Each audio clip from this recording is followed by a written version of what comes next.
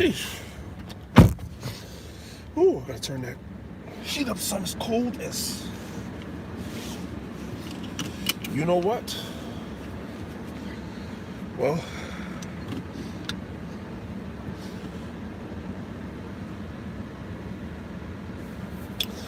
yeah, Masha, shalom to you, King. Yeah, I'm gonna need the family today, man. I'm still half asleep. I ain't gonna hold you, man. Yeah, it's one of the mornings.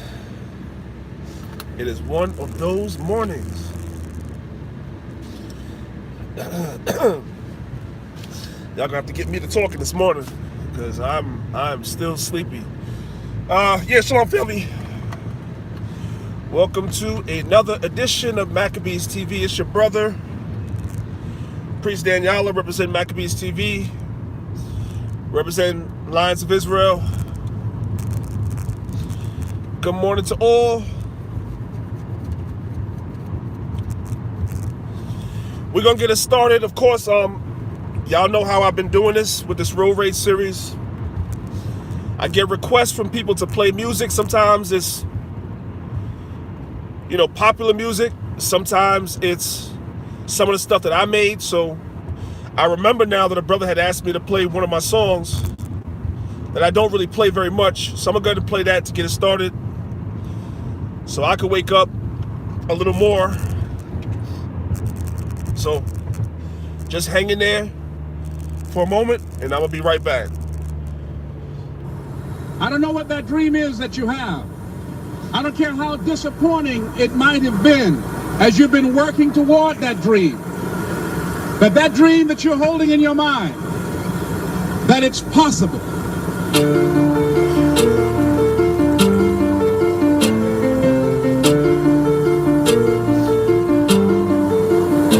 Is it cause I see things differently, picture things vividly, bring it all to life through the words of my ministry. In high-def imagery, I'll put it more simply, show myself approved since I read the book of Timothy. Then I got my study on, I had an epiphany. Israel is the chosen, some accuse us of bigotry, but I'm not ashamed, though they charge me of arrogance. The things that I say are far-fetched to Americans. Yahweh on high, I ask you in reverence, please give us the heathen as our inheritance. Psalms 2 and 8, cause their payback is overdue. Words of the psalmist now a hip-hop quotable. Lies that they told you, poison like a cobra bite. Keep God's laws and they'll raise us up overnight. Read the scriptures daily, stay away from lust and greed. You can move a mountain with the faith of a mustard seed. All things are possible, black people wake up. The world's about to change, God created it for Jacob. All things are possible, Hispanic people wake up. The world's about to change, God created it for Jacob.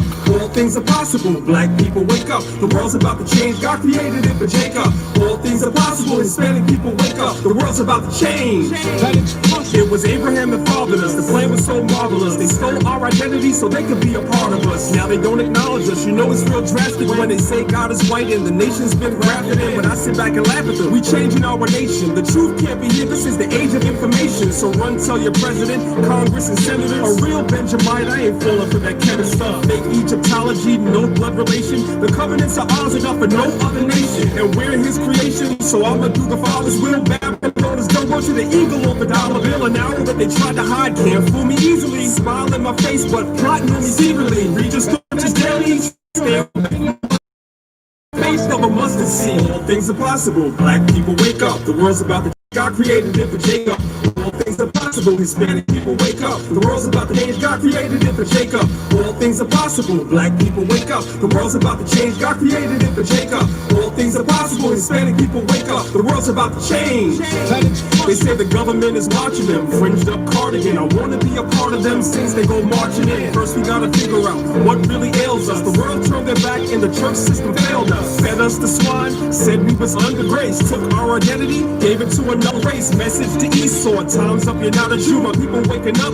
Cause all things are possible. All things are possible. Black people wake up. All things are possible. Hispanic people wake up. The world belongs to us. It's a new day for Jacob. All things are possible. Black people wake up. All things are possible. Hispanic people wake up. The world's about to change. God created it for Jacob. Well, alrighty then. Once again, I say Tawab Bakwar, which in the Hebrew tongue means good morning. I say peace and blessings and shalom again, and welcome to volume 6 of the series that we call Road Rage, you know, where I just make conversation and small talk with the family as I'm driving into work. For those of y'all that have been watching this series, this video series, you guys see how long my journey is every day. It's an hour and a half each way. You know, it's not as bad as it seems, because I always remind myself that when I used to live in the Bronx and I used to work in Manhattan, my train ride into Manhattan was like an hour and a half, 2 hours. Not because it was far, but because during rush hour in the morning, the train is stopping in every station, and the train is delayed in every station from the Bronx all the way down to Manhattan. And the train is filled like a daggone sardine can, like a daggone slave ship. So I took the same trip when I was living in New York, and then I moved out to Long Island. Right before I moved out to New York, I moved to Long Island. And I used to come in from Long Island, and I used to have to take the bus. At the time, I didn't have my car. I used to have to take the bus from over there by what is that? What's that racetrack? By Belmont Racetrack. That's out there in Elmont, New York, right at the border of Long Island and Queens. I would have to take the bus from there to Jamaica Center, Jamaica Ave in Queens, and then you take the train into Manhattan. So the bus ride was like 30 minutes. And then the train ride was like 45 minutes for the first train, which is the E train, and then I had to transfer from the E train to the 2 train, and the 2 train was another 30 minutes. So it was all the same, family. And even when I got my car back in Long Island, I would still take the mass transit in, because there's nowhere to park when I was working in Manhattan. So it was the same trip. The only difference between what I'm doing now and what I was doing then is on the train, if I'm lucky, because homeless people run the trains in New York, in case y'all don't know. If you ever heard about the crowded subways, even at night, 2, 3, 4 o'clock in the morning, all the seats are taken by the homeless people. You know what I'm saying? Unless the police come on in, and kick them off, and that's only sometimes. But if you're lucky enough to get a seat, I was able to take a nap on some of the days while I was tired. I would take a nap for the first 45 minutes ride, then I would get off. And of course, you already know how many times I would pass my stop. I would get on the train, close my eyes, talking about I ain't going to sleep, I'm just closing my eyes. I'll wake up and I'll be past my stop. So I used to be late to work a lot. But I took the same trip. The only difference is, like I said, I could take a nap then. Of course, since I'm driving, I can't take a nap now. I pray one day the Most High, has me meet somebody that works where I work or close by, and then we could carpool. I could drive down, they could drive back up, or whatever have you. You know what I'm saying? But ultimately, no complaints. Ultimately, because as everybody that's still, I'm talking to my New York family, as those of y'all that still live in New York know, New York is practically a police state. You guys know that. That guy that you guys call Cuomo is the devil himself, man. That's all I can tell you. That guy is the devil. I mean, Giuliani was bad when he was there. Pataki was bad when he was governor and all that stuff, yes. But this guy right here that you guys call Cuomo is horrible, and he is an arrogant bastard on top of that. So in order to have a better quality of life, you got to leave New York. In order not to live in a shoebox, right? You live in an apartment that's a damn shoebox, you got to leave New York. And the price you pay is commutes like this in order to do it. Where the dollar can stretch a little further, you know what I'm saying? What you would pay for a shoebox in New York, you can get something much better, a better quality of living out where I am. And you don't have as much wear and tear on your car. I'm putting a lot of mileage on my car, yes, but it's not as many bad roads. It's not as many stoplights. Every 100 feet you got to stop. So that puts less wear and tear on your car. You know, even out where I live, sometimes you can go a couple of miles without even seeing a stoplight. So you're not putting as much wear and tear on your car ultimately. I am putting a lot of miles on it, but not a lot of wear and tear ultimately, man. So, you know, it's a give and a take living out here, man. You know what I'm saying? But all praises to the Most High for another day. You brothers and sisters know the etiquette. Y'all doing okay so far, but you guys know the etiquette already. For those of y'all that are awake with me, could you guys please hit the like button? Let's trigger the algorithm. I'm starting to see how this road rage thing goes. A little bit of a cold, man. I'm drinking some ginger, some echinacea, and some lime, and a couple of other herbs. I'm actually drinking that, so y'all gotta pardon me. I developed a little bit of a cold, and of course, as usual, as I told y'all at my other live, when I get sick, it's my fault because I'll be coming outside with no coat. I don't like coats, y'all. That's why I gotta move someplace warm. Ultimately, I gotta move someplace warm, man. I would love to move to a warm state where I don't need to wear coats no more. Or, you know, not really, because I don't like coats, but I literally just walk outside and jump into my car.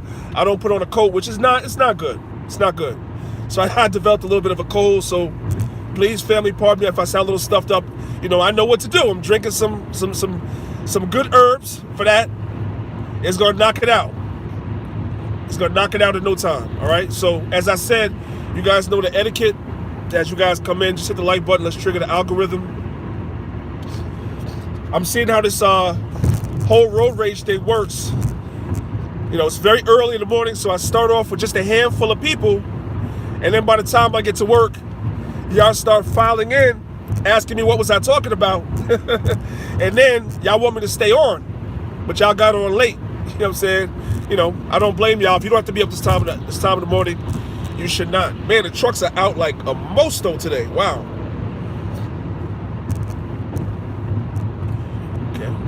And this Joker just got behind me and turned on his high beams. That's nice. Anyway. Yeah. Wow. Okay. Anyway, family, what's going on? What's good? What's good? I don't have a real script this morning to talk to you guys about. You guys know for the most part I just go in the spirit and talk. But if you guys have any questions,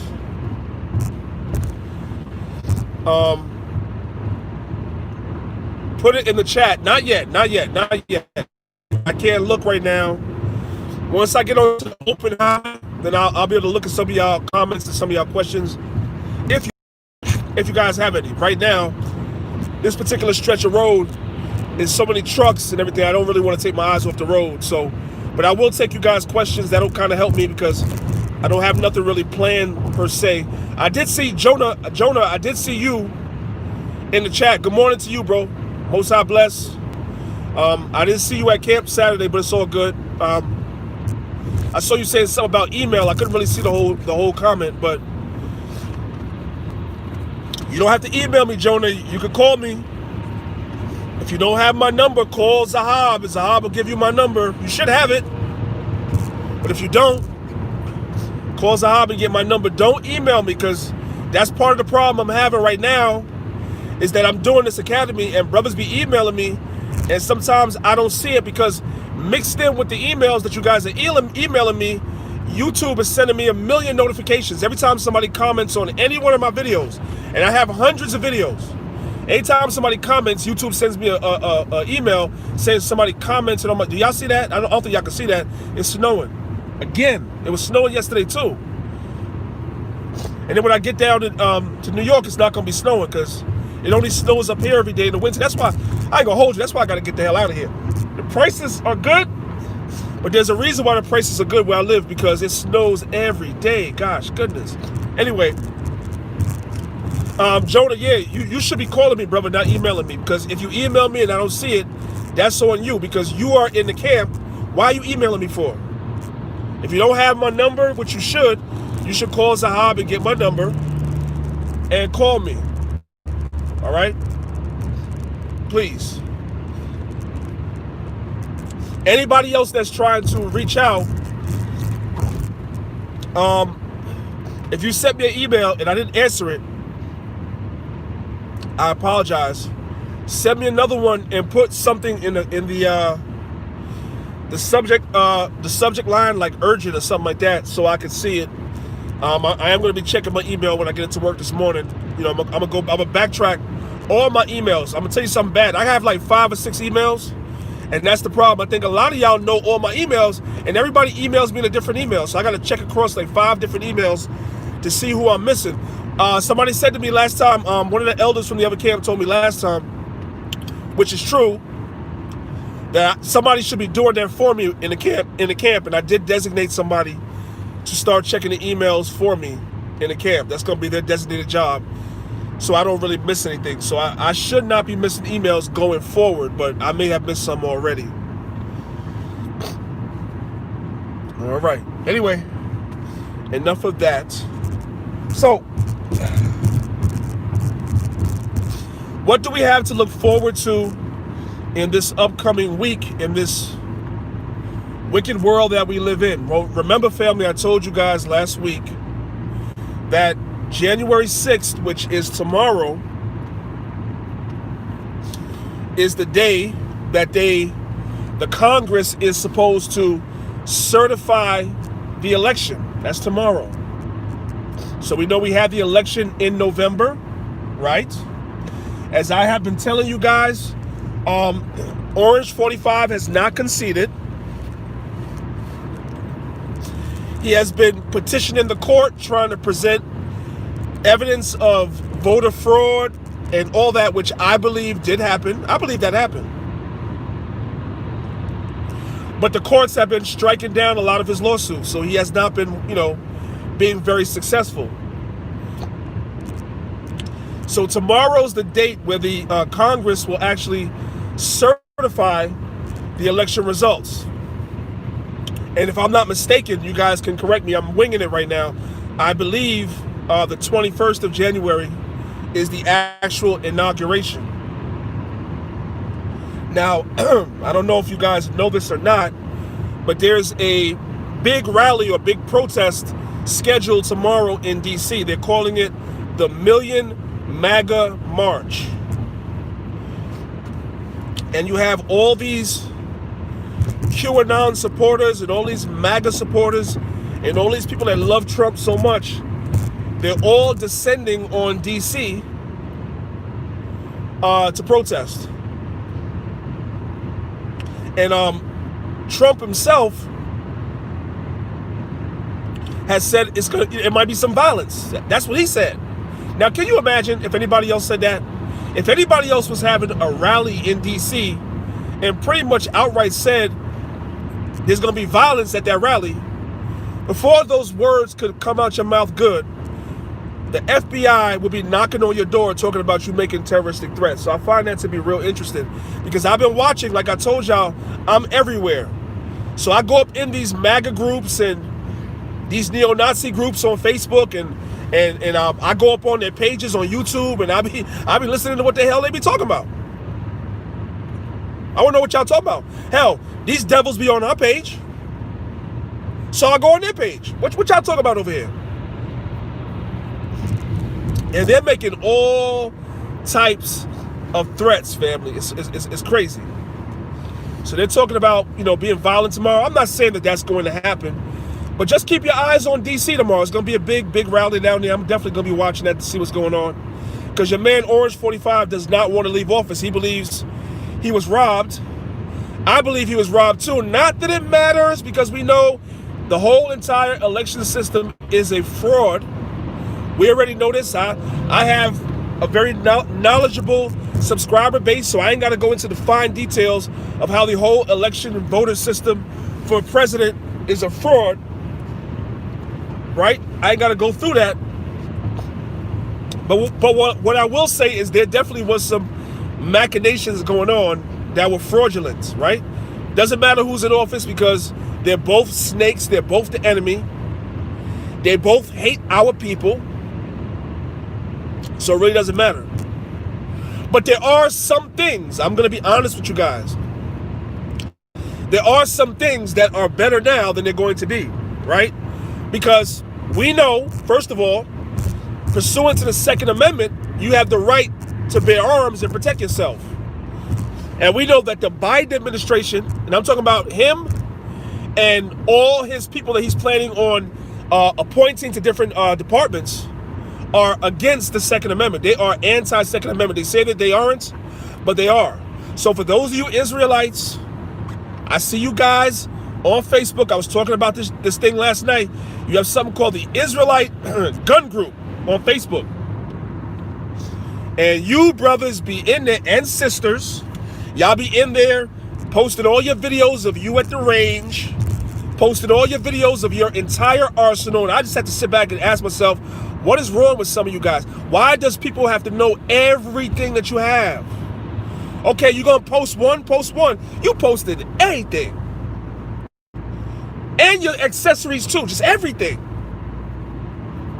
So I see that a lot of you guys have, some of you guys got some real good stuff. I ain't going to hold you. You know what I'm saying? Your man Joe Biden is against the Second Amendment, right? And the first thing that he's going to go against is what they call assault rifles. They're gonna ban those things, or should I say, they're going to do a buyback program. And for those that don't want to sell your so-called assault rifles, they're going to impose a tax on it that's so severe. Many of our people are not going to be able to hold on to those weapons, right? As I mentioned to you guys before, when you talk about what's classified as assault rifles, like the most popular one is the AR-15, right? Everybody knows what that is.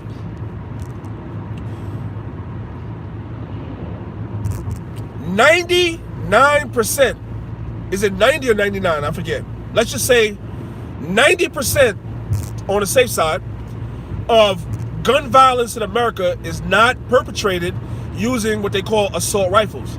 90% of gun violence in America is perpetrated by using what they call handguns. Now you might ask, why is that important? I've mentioned it before. Because if they are going after the AR-15s and the so-called assault rifles first, what they're going to notice, it's all coordinated. What they're going to notice is that after they ban so-called assault rifles, gun violence is not going to go down. Because nobody is using those guns anyway for violence. Most people are using handguns. Everybody knows that.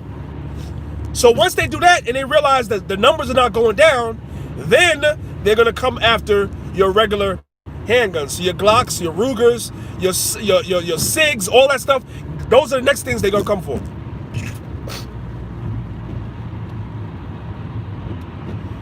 So that's something that's definitely going to change. Right? Now,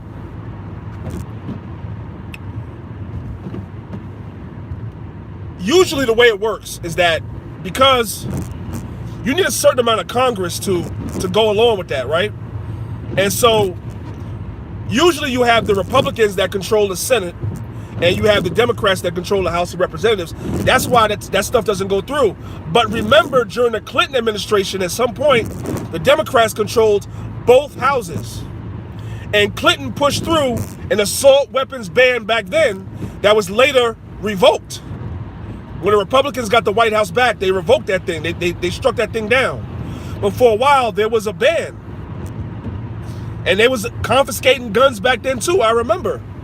So that's going to happen again. Now, you brothers and sisters know that, we trust in the Most High. We don't trust in weapons and nothing like that. But at the same time, there's nothing wrong with having these things in your house to protect yourself if it's lawful, if it's legal where you live. There's nothing wrong with having these things to protect yourself. Because we're coming into a time, like I said, where there's going to be famines, there's going to be food shortages, there's going to be all of that, right?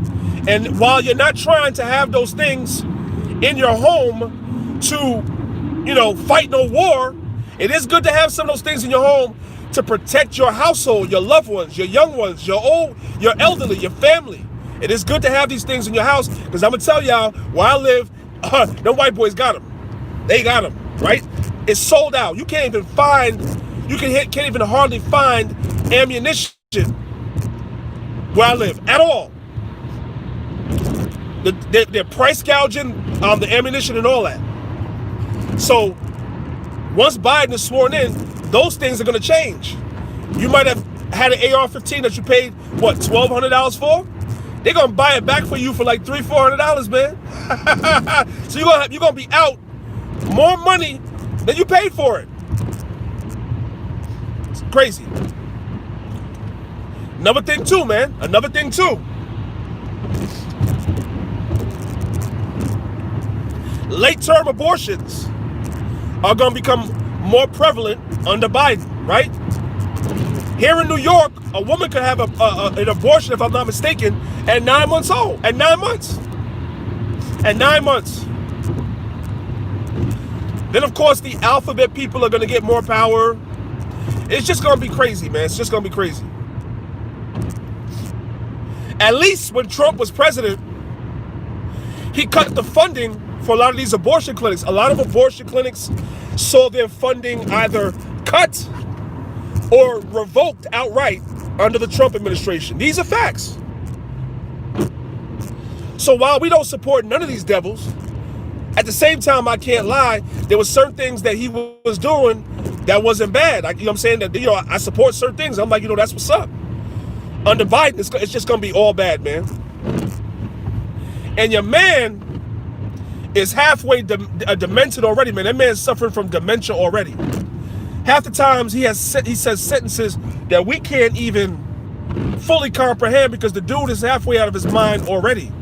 Family, if that man, if that man goes to the crossroads, what did both thugs in Harmony say? If that man goes to the crossroads, Kamala is gonna be your president. Oh, can you imagine? Can you imagine? It's crazy. So we are in for interesting times, family. That's why I said in the title, I'm strapped in. Because this is the new normal now. This is it. Nobody should be talking about, we're going to go back to how things was, and once the coronavirus, oh shit, I always try not to say that word. Damn. Once things goes back to normal, once it dies down, we'll be okay. Let me tell y'all something. Yes, I've read New York Assembly Bill 416. I know what's in there. For those of you guys that aren't familiar with New York Assembly Bill 416, I did a show on that like 2 or 3 months ago, right? And basically what it does is it makes the governor of New York a de facto dictator. If the governor of New York, and I'm paraphrasing, since Jonah Judah put it in the group on the chat, I'm paraphrasing, but what it gives the governor of New York power to do is this. If the governor of New York deems you, let's just say he looks at me and decides to deem me a threat to public health, he can lock me up indefinitely in a public facility. He can lock me up indefinitely in a health facility at his discretion for as long as he wants to keep me locked up there, and there's nothing you can do or say about it in New York. So I could be perfectly healthy, like right now, like I said, right? I'll be walking outside with no coat, so I kind of got a little bit of a cold, right? So this guy could look at me and decide that I got the plague, and now he could decide to lock me up indefinitely in a health facility until he says I can come out. That's on the books as law in New York right now. That's why I was saying what I was saying earlier when I said I thank and praise the Most High that I got out. And when I left New York, I left New York kicking and screaming because I did not want to move to where I am now. I did not. I always said if I left New York, I was going straight for a warm climate. I didn't want to move someplace else that was cold because it's already cold enough in New York. But now, I'm saying, the Most High works in mysterious ways, as they say. It was against my desires at the time, but now looking back, it was definitely one of the best decisions I could make at that time, because New York is an outright police state. Outright. Now I was gonna talk about something else. but I don't remember. That comment kind of threw me off. So y'all got to give me a minute to get my train of thought back. But yeah, when you guys get a chance, look up Assembly Bill 416 in New York, man. That's some horrible stuff right there, man. So I pray for you brothers and sisters that still live there, and the ones that live in Jersey too, because whatever New York does, New Jersey is not far behind.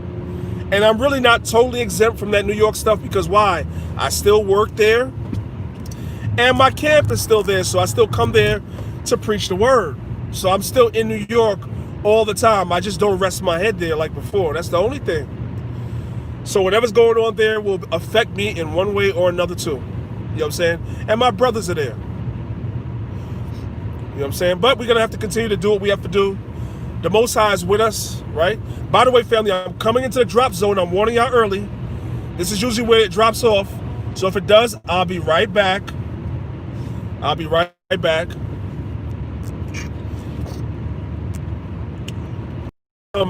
So I'm just hesitating just for a moment, because I'm pretty sure y'all gonna get knocked out any second. I'd be surprised if it doesn't do it. Let me wait and see. All right, so I'm on the open road right now. So I can, you guys have any questions that you guys, or any topics that you guys want me to talk about, I'll be happy to talk about that. In the meantime, oh snap, so far, good morning. All praise to the Most High. All praise, yo, I did not drop. Wow, all praise to the Most High. Okay, so let's talk a little bit about, until I see somebody put something in the chat, let's talk a little bit about the show that we did last Sunday. If you brothers and sisters did not watch the show that was done last Sunday, I was not on the show, but a show was done last Sunday on this channel, and we brought 4 brothers on the panel. Now, brothers and sisters, let me say this.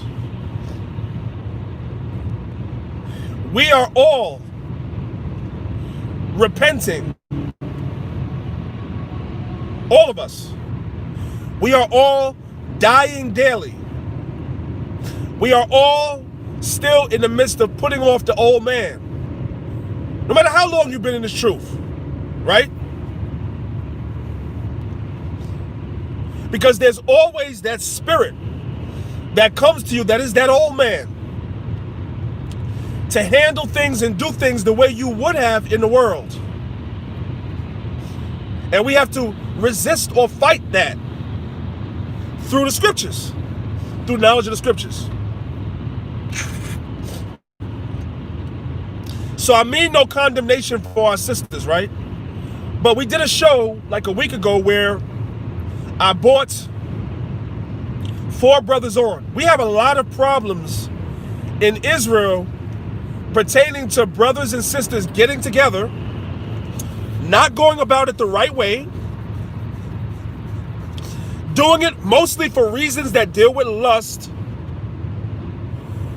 and burning, and you get with somebody that you really don't know or don't know well enough, and then you guys get together and you do what you do, right? And you guys say, oh, you guys are calling yourself husband and wife, and then next thing I know, it's number problems. Because you didn't take time to get to know that sister or that brother. You didn't court them. You didn't go through the proper channels. And what I see and what I've experienced with a lot of brothers and sisters in this truth is that many of you, not all of you, but many of you have this mentality like nobody can tell you nothing. You grown and you can do what you want. That's not biblical. The Most High speaks all throughout the scriptures about how the Most High gives you fathers and elders and stuff in this truth, whether y'all want to hear it or not. And that's given to you to guide you into making better decisions and being a better brother or a better sister. Someone that is knowledgeable in the scriptures, and you can look at their life and you can see that their life is in order, and you want to pattern yourself after that. The Most High gives us examples. And a lot of times we as Israelites, and I was this way when I was younger too, don't pattern ourselves or don't look at the patterns that's given to us by people that have the experience. You want to kind of just do your own thing, right? And then that thing winds up blowing up in your face. And that's happening big time in relationships. I'm big on this, family. I'm real big on this, right? You have to lay all your cards on the table with your prospective spouse before you lay with them. The things that you will tolerate, the things that you won't tolerate, the things you like, the things that you won't like, the lines that they can cross, the lines that they can't cross. The little things, the big things. You need to know if she can cook, if she's clean, if she's sanitary, is she sane? Does she talk to herself? Does she answer herself?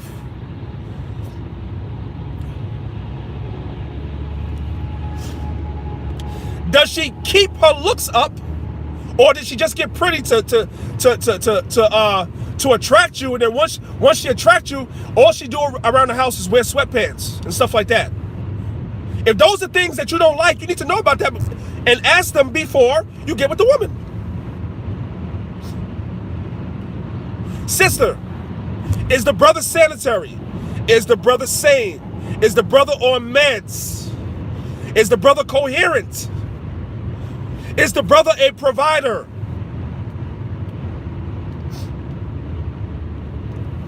Is the brother harboring still bad feelings about an ex that did him wrong, and you're going to be the recipient of all the bad vibes and the bad treatment that somebody else did to him? You need to know these things. You need to ask these things before you lay with him.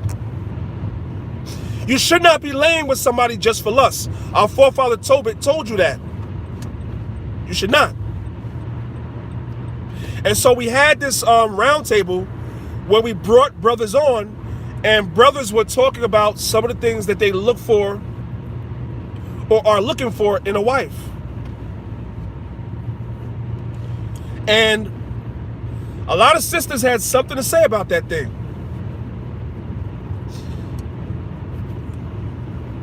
I don't think that anything was said on that panel that should not have been said. Maybe Joel has a way, shout out to my man, brother Joel. Joel sometimes has a way of being a little provocative with the way that he expresses himself, but a lot of times he does that just for shock value to keep the show interesting. I know what he does, because he does it on his channel too. But nothing was said that was really out of the norm that shouldn't be said. But I noticed that there were quite a few sisters that had a lot to say. And so this Sunday was supposed to be your opportunity to talk to the brothers. We're trying to have a meeting of the minds, right? According to the scriptures. These are conversations as Israelites that we have to have. Because we're not choosing our mates properly. I've been telling you, brothers and sisters, this a lot recently. A lot of us as Israelites are still using the same standards that we used in the world to choose a mate. And it doesn't work that way. Like I said, family, pardon me, I know I sound a little stuffed up. I'm laboring through this because I always do these on Mondays and stuff, and I promised I would. So, and it's keeping me awake, so it's all good. But anyway, we're using the same standards that we used in the world to choose a mate. And family, if it didn't work for you in the world, why do you expect for it to work for you in the truth? Why? The very definition of insanity is to do the same thing repeatedly and expect different results. If you were in the world as a sister and you were judging a man by his finances, by his car, and by his shoe size, right? If those were your standards of choosing a man, by his skin complexion, is he light skinned? Does he have pretty eyes? If those were the things, his hair texture, does he have curly hair, like whatever? You know, if you were judging a man by those things, and you come in the truth, and you're looking for a husband, and you see a brother with a Bible, he has a Bible, he sure does, and he has a beard too. But outside of that, you're measuring that man by all those things that I just said. You should expect that you're going to have a bad time in your relationship. Am I saying that a sister should not look at a man's finances? I'm not saying that. You should, because a man should be able to provide. Am I saying that a sister should not look at a man's looks? Absolutely, she should look at a man's looks. The sister should be attracted to her husband because she got to lay with him. So there's no problem in any of that. But the Bible does not say that that is a measure of a man. Brothers and sisters, the Bible tells you how you measure a man. The Bible tells us in the book of Proverbs, a man shall be commended according to knowledge. Knowledge. That is the measure of a man. If the man meets all your other requirements, he looks like you want him to look. He has the nice car that you want him to have. He light-skinned it and good looking. But he's an idiot. When you talk to him, you can't have a conversation that lasts longer than 10 minutes. The dude doesn't know if he's coming or going. If you perceive that, and believe me, sister, if you talk to the brother, you perceived it. You just probably chose to ignore it. You should be walking away. You should not be laying with that man. You need to wait until you have a man that has all those qualities and has knowledge. He should be able to teach you something. If he cannot teach you nothing, you shouldn't be dealing with him.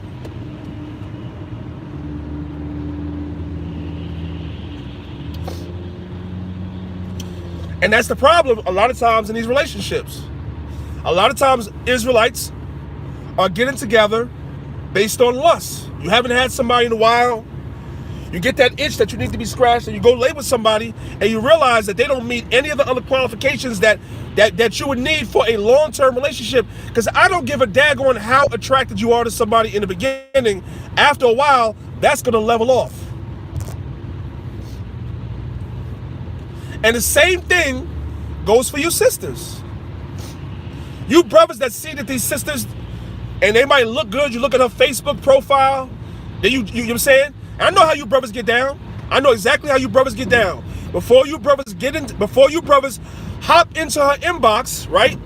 Facebook will send you suggestions of people that ask you, do you know this person? Y'all know how Facebook works. Send you a, do you know? And the sister took a nice picture from a nice angle. It was great lighting, the whole nine. You like, ah. And you click on her profile, and what's the first thing you do? You click on her pictures.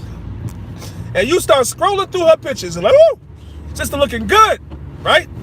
You don't know her from Adam. And here you go hopping in the inbox, talking about shalom, sis, whatever, you know, you want. Can I show you some scriptures or some nonsense, some lame behind game you're gonna run on the sister? And as the Bible says, the silly sisters fall right for it. Silly women laden with lust fall for it. And that sister don't know you from Adam, but she give you some play and lay with you. Then you realize, after you get with the sister, you realize, hey, you know what? You don't really like her. She's not submissive. She's loud. She wore some really nice clothes inside the picture, so you thought that that's how she dressed all the time. Then you start dealing with the sister and realizing that all she do is wear sweatsuits in the house. Just sweatsuits and a hair bonnet. That's it. And now you don't like that. You're trying to change her. After you lay with her, you're trying to change her. She's not the most sanitary, right? You go in the house and you go to the bathroom and you move the curtain back and you look in the bathroom and there's mildew and mold all around the bath. And now you turned off. You don't want to deal with the sister. And you realize she can't cook because you didn't ask no questions. And you wasn't willing to walk away because she looked good. And wait for the Most High to send you a sister that looked good and met all the qualifications that you were looking for. And of course, above all else, the sister got to have a head on her shoulders too. Because ain't nothing worse than talking to a sister that it's like talking to the damn wall. I hate it. I could tell whether I could have something with a sister within 15 minutes of having a conversation with her. Within 15 minutes. And I have walked away many, many times from sisters that had the package outside, but inside was hollow. It was empty. You could tell. There was that blank stare in her eyes. And you already knew there wasn't nothing upstairs.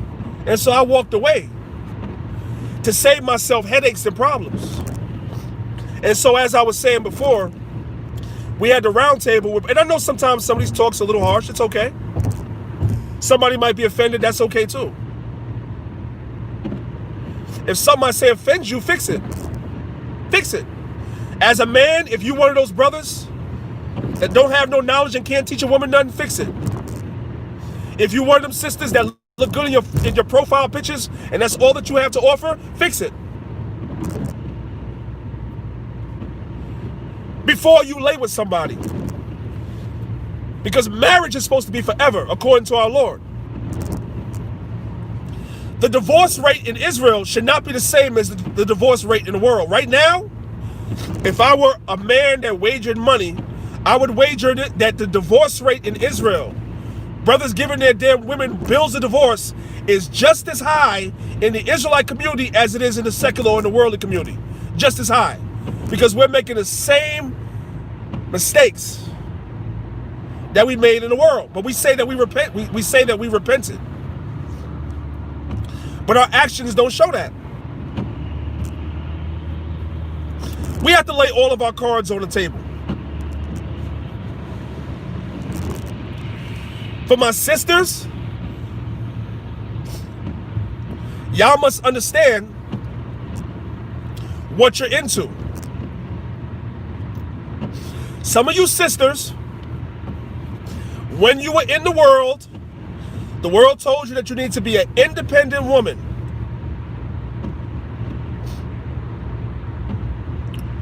It taught you all about girl power and women power and feminism. Womanism and feminism. And then you learn the truth that you were Israelites. All praises to the Most High. And you come into this truth and acknowledge this truth, but you still have some elements of feminism in you. I'm telling you that if you still have those things, if you're still working on those things, then marriage is not for you at this time. Because you and your husband are not going to be able to dwell together peacefully.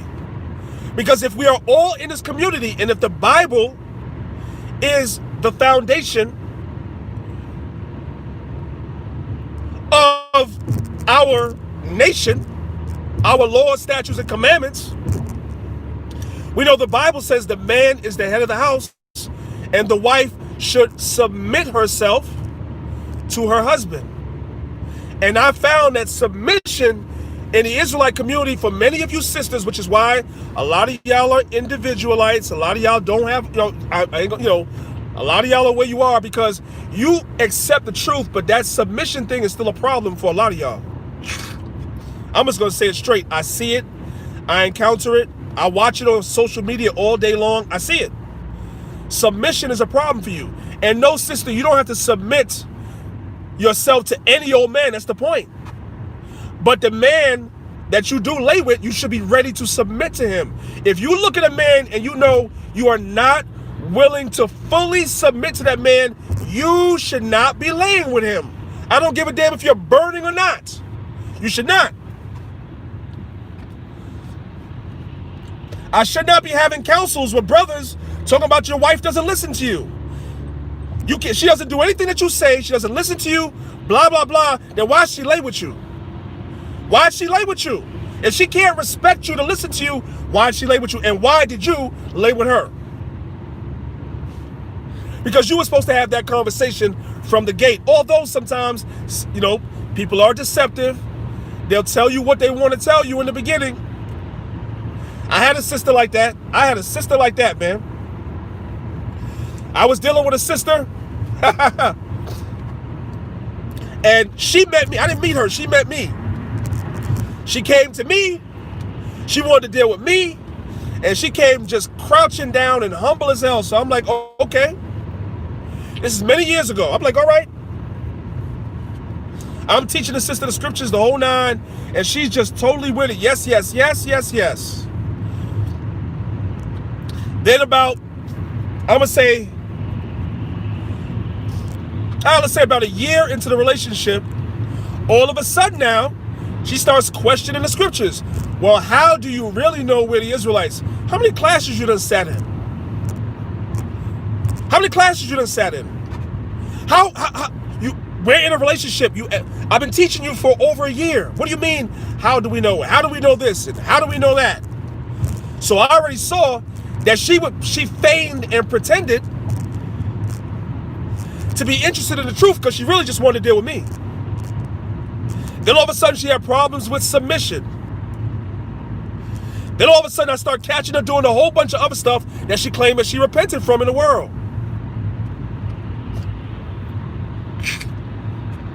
Behind my back, smoking weed behind my back. And I'm like, you don't understand, sis. I'm a priest, right? I'm a teacher. And people know you from being my wife. Somebody might see you smoking daggone marijuana. How are you going to do that? You told me you repented from that. But she never, now the Spirit showed me she never repented. She was hiding it from me the whole time. Pretending to be interested in the truth, but she was still doing these things. These things happen. It happened to me. So I'm not saying that courting a sister or courting a brother is the be-all, end-all. Because a brother or a sister will show you what they want to show you if they really want to get with you, right? As they say, they'll show you their representative. And then when you get with them, now they say, now the real them comes out because they can't hide it no more.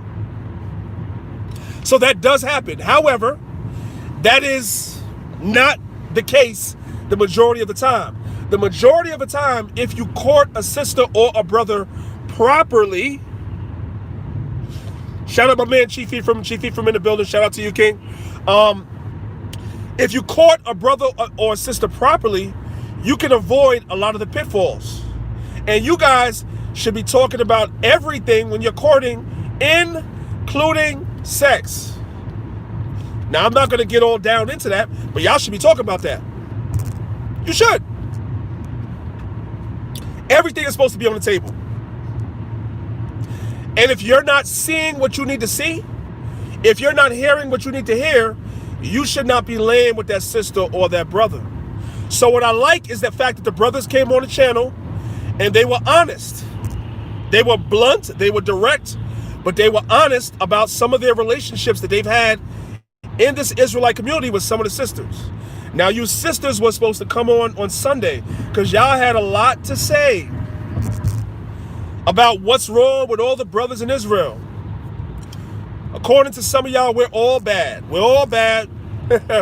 We're all, all Israelite men are beating their wives and abusing their women or whatever the hell you guys say. You had the opportunity to come on the channel and express that because some of y'all talk about you can't find a husband. Well, my question is, where you looking? I know plenty of good, intelligent, knowledgeable brothers that will treat their wives well that are not married because y'all not occupying the same spaces a lot of times.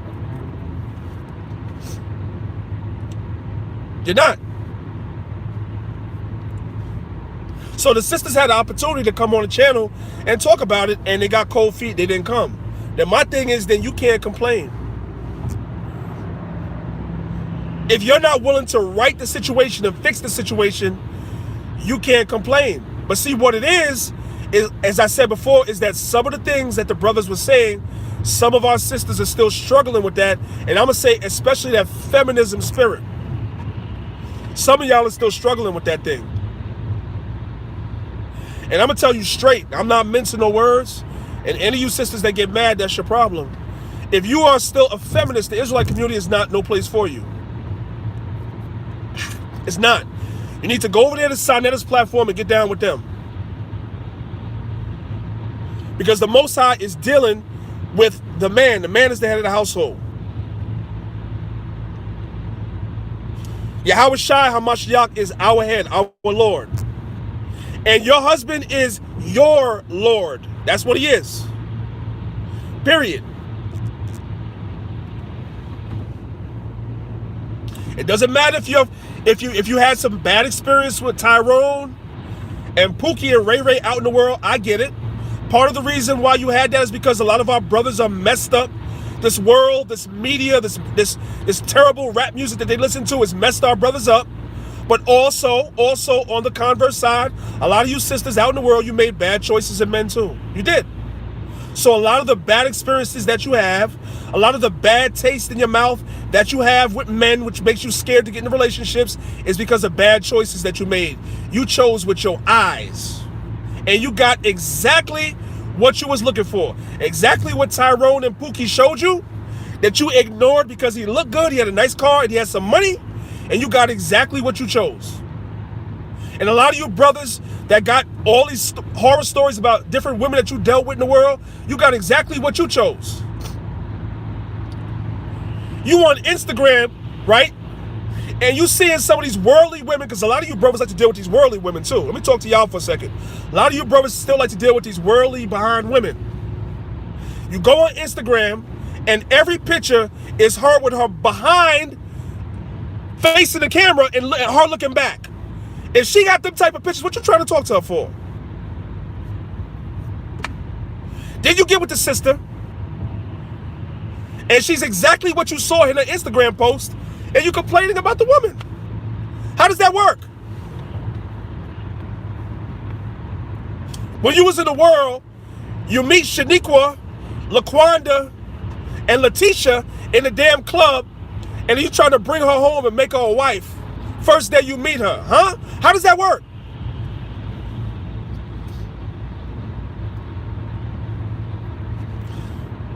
You make a bad choice, you get bad results.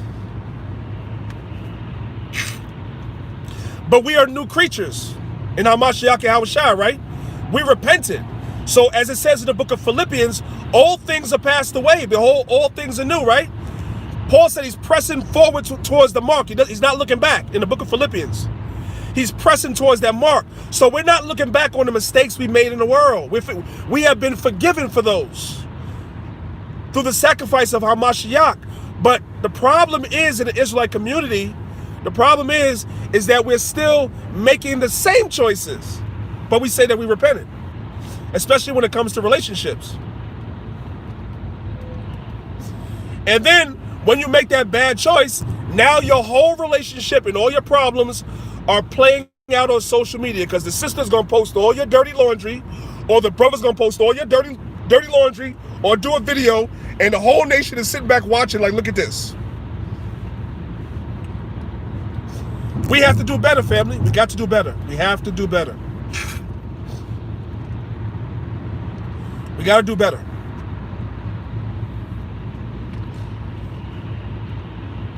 That's the point. And then, I mentioned this last week, I was going to talk about it.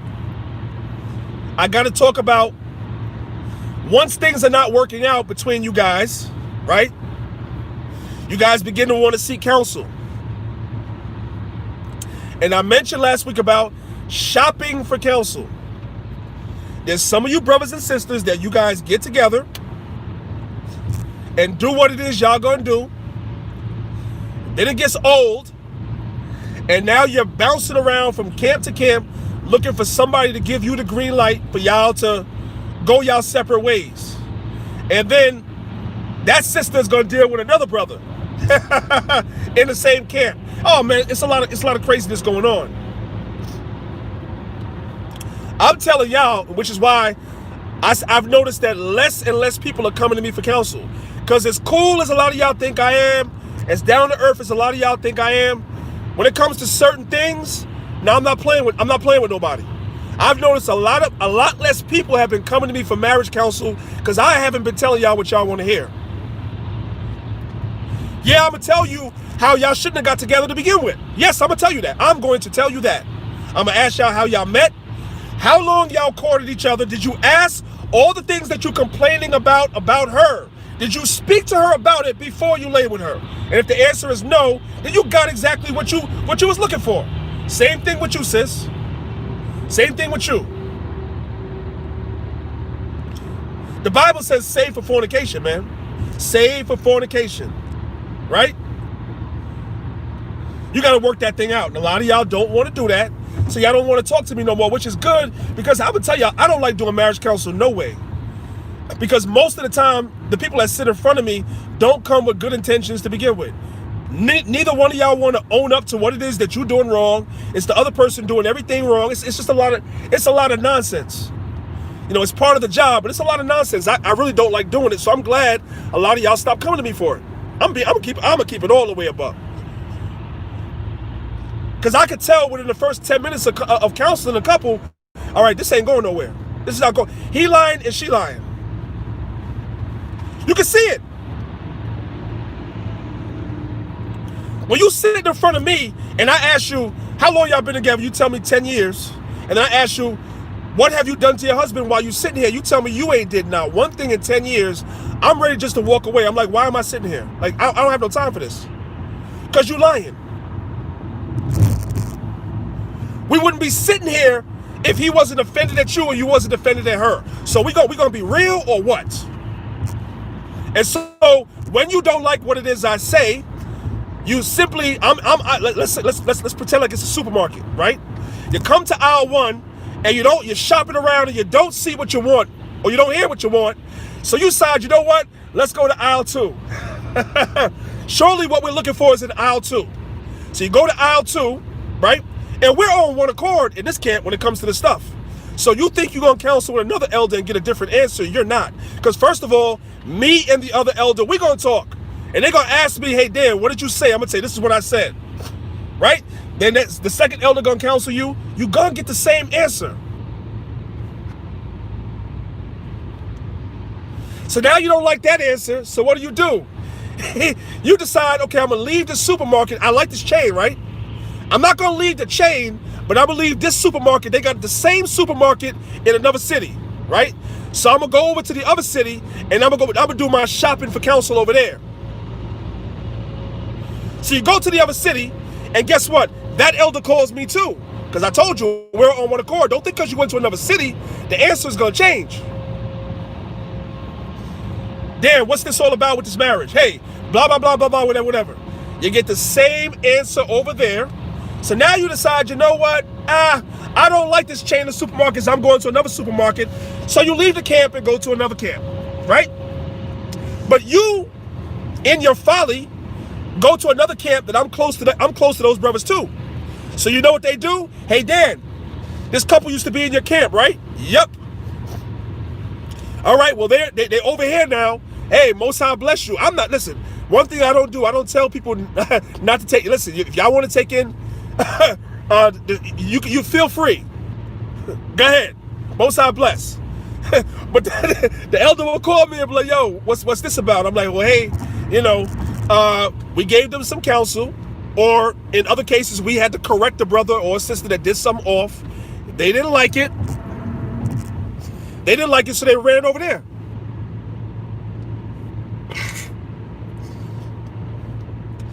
I can't see what you said, Amoth. I'm gonna have to check it out when I park. But yeah, so they run to the next camp and they go over there. But that elder, listen, I know everybody in Israel. I've been around almost 30 years, fam. I know everybody. So I'm gonna get a phone call one way or another. Right? So I get a phone call, hey, what's this about? I'm like, listen, such and such and such was going on. So this is the counsel I gave.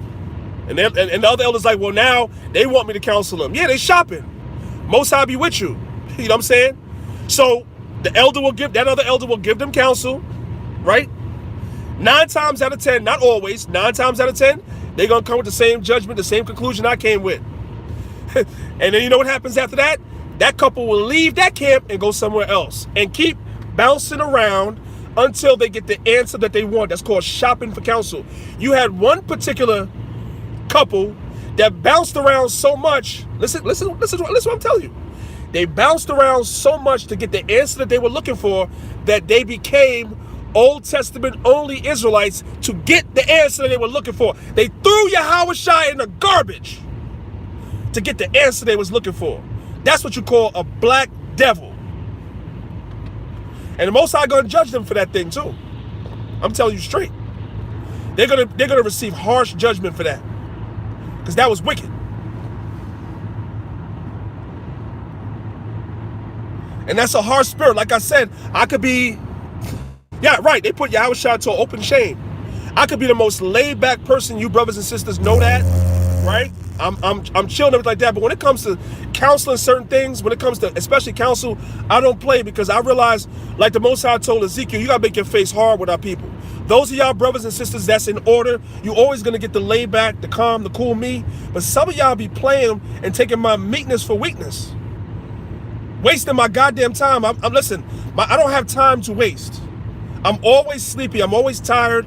I'm always running around. I'm working 2 jobs, I'm doing a lot of stuff. If I take my personal time to have counsel with you and you playing with me, then you're gonna see another side. You're gonna be like, I didn't know he was like that. And I've had to do that to some of y'all.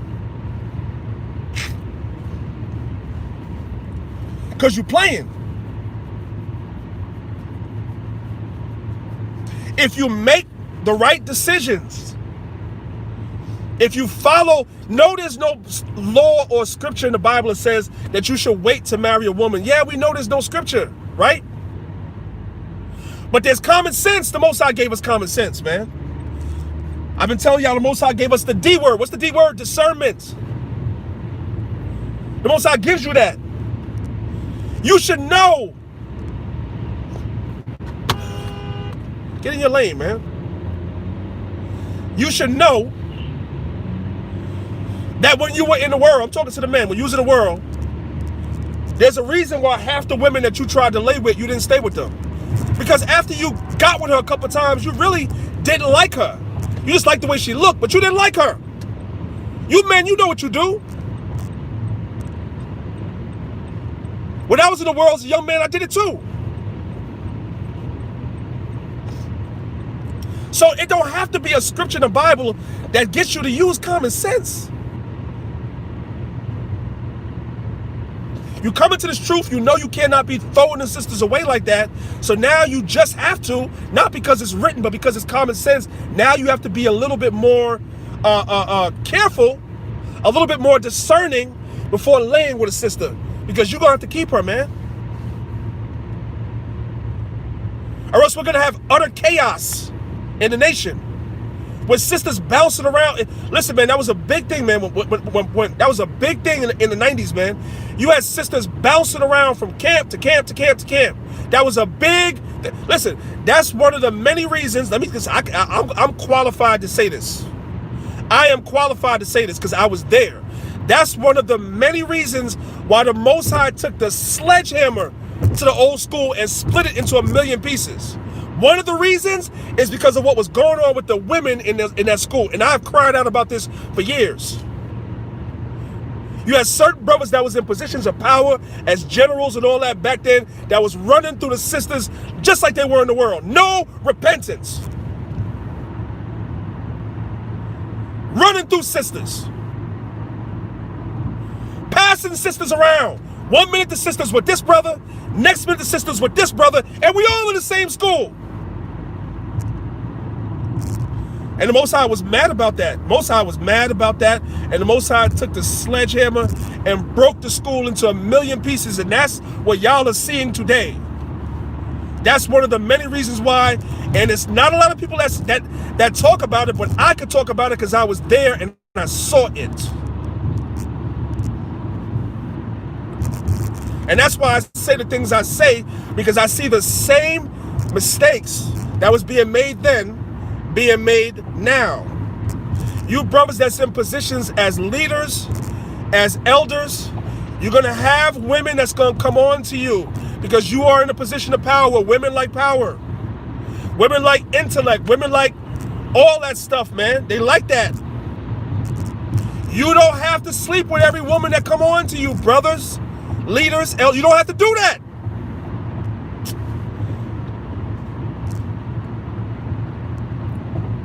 Respect yourself as a priest.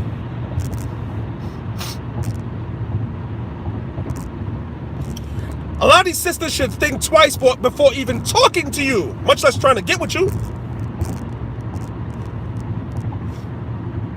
She should be afraid to even talk to you. Like, that's a priest right there. I can't just come to him anyway. You know what I'm saying? I got to approach him. That's the mentality as a priest, as a leader, as an example in Israel you're supposed to have. People are supposed to know they can't talk to you the way they talk to everybody else. They cannot approach you the way they approach everybody else. And you could give that off without saying a word. They just know. And it's not enough brothers that carry themselves. Everybody takes on the title of being a priest and a leader, but you ain't acting like it, man. Every sister that smile in your face, you just fall for it. What the hell? What the hell? It's ridiculous.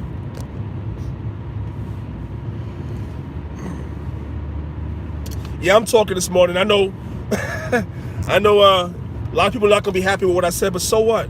I've seen a lot of stuff in Israel that there's a lot of stuff that we need to change. We need to change the culture in Israel, man.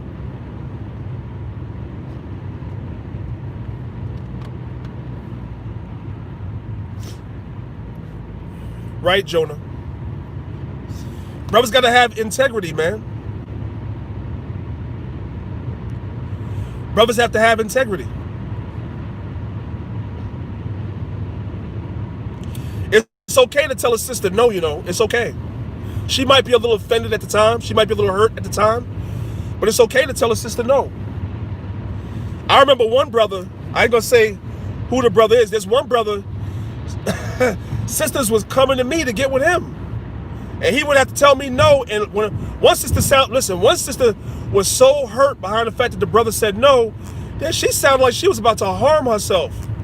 I'm not even exaggerating. She sounded like she was about to harm herself. She was so, but hey, man, you know, brother did the right thing. You cannot, just because of somebody throwing themselves at you, it's not a good thing. It's not.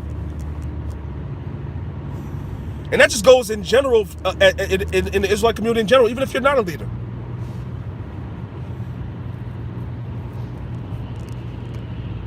We got to make better choices, right? So I'm going to attempt now. If any of you sisters, now let me say this: I'm not going to be on the panel. So if you're worried about having to talk to me, you're not comfortable talking to me, I'm not going to be on the panel. My wife is going to host the panel, not me. Now, we had 5 sisters lined up that wanted to come on the show to talk as sisters about some of the things that you sisters are looking for in your Israelite husbands. You know, these were 5 single sisters. One sister, y'all, is a doctor. She's a doctor. So you know that sister got her stuff together, right? You don't become a doctor if you ain't got a head on your shoulders, right? I don't know much about the sister because I didn't talk to her. My wife did, but the sister's a doctor. You had some quality. I'm not talking about LaQuisha or LaQuanda from the corner. I'm talking about good sisters, right? I don't know why they got cold feet coming up to Sunday. I don't know if they thought the men was going to jump down their throats and all that. That's not what it was about. I wasn't even going to be on the panel. I wasn't even on the panel with the men. I said I'm going to fall back from this one because I want people to feel comfortable to express themselves however they express themselves. We have a meeting of the minds according to the scriptures, of course. But we have a meeting of the minds because we need to do better in this community, man. Our children are growing up and not seeing their mother and their father in the same household. That is happening in the world, and I see it happening in the Israelite community as well. I'm not seeing a change from that in this community. Brothers and sisters are not staying together through thick and thin. There's going to be problems, man. The Apostle Paul tells you in the book of 1 Corinthians, the 7th chapter, I believe, that if you are married, you're going to have trouble in the flesh, meaning you are going to have problems. You're not always going to get along. You're not always going to be on the same page, but it is a test. Why? Because if you are able to endure that test in your marriage, when you have your wife and your children, is a miniature congregation. Because if you have children, more than one child, your children have different personalities. You can't interact with your children all the same. If you have 2 or 3 children, they all have unique and different personalities, and you have to figure out what stimulates each child's personality to get the results that you want. You have to figure that out as a parent. And you have your wife who has a whole completely different personality, and you have to figure out how to stimulate her to get the results that you want.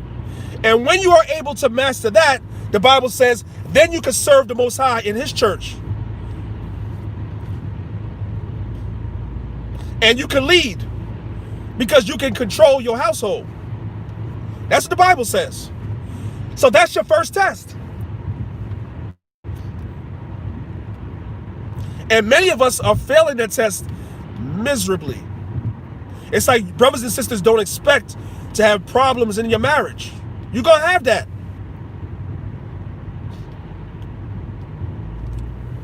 But when you're able to master that, you're able to master bigger things. Guess what? When you master your problems at home, right? When you join a body or a congregation, guess what you're going to have? You're going to have problems. You got brothers and sisters that join camps, right? And you think you're going to go into a camp and you think you're going to get along with everybody. That's not going to happen. That is not going to happen. Certain spirits mesh better with certain spirits. So you're going to have brothers and sisters that might be a part of your congregation that are closer than others. And there might be somebody in the congregation that outside of you and that person being in the truth, y'all have nothing in common outside of being in the truth. So you don't take to that person as much. Guess what? You have to learn how to maneuver that too. And the congregation is the perfect test for that. Because now we're living in a time where we're going to become interdependent on each other. I was talking about this yesterday. As chaos ensues in this world, as we come to a time where there might be food shortages, there might be martial law, there might be shortages of this, shortages of that, we're going to have to become more interdependent on each other. Danyaahla has something that you need.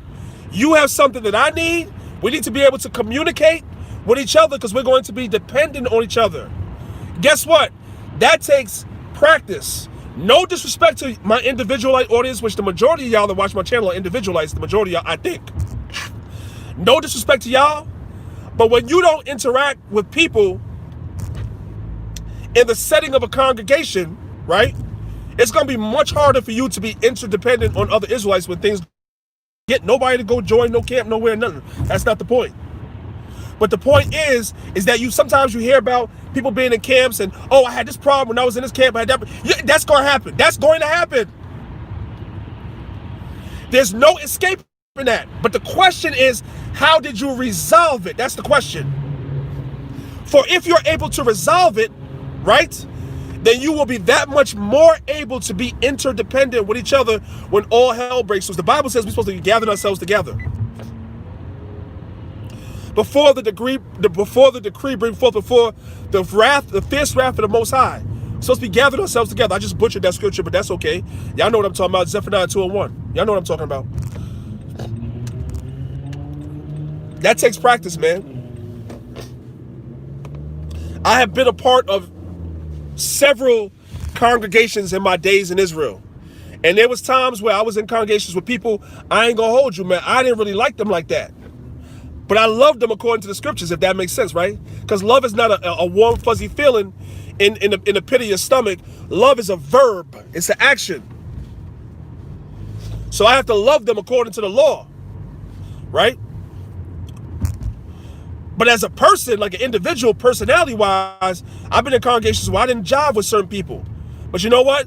For the greatest sake of the congregation, I had to put that aside and get along with them. I had to. It wasn't optional. And me doing that as a young man, right, prepared me for me one day now having to be in a position where I have a camp or a congregation, right? Because I have to be the intermediate and the go-between between everybody in the camp. Because everybody in the camp doesn't always get along. Everybody in the camp doesn't always see eye to eye all the time, right? And I have to be the intermediary to get brothers to have a meeting of the minds when they don't. That comes with practice, family. You can't get that on your own.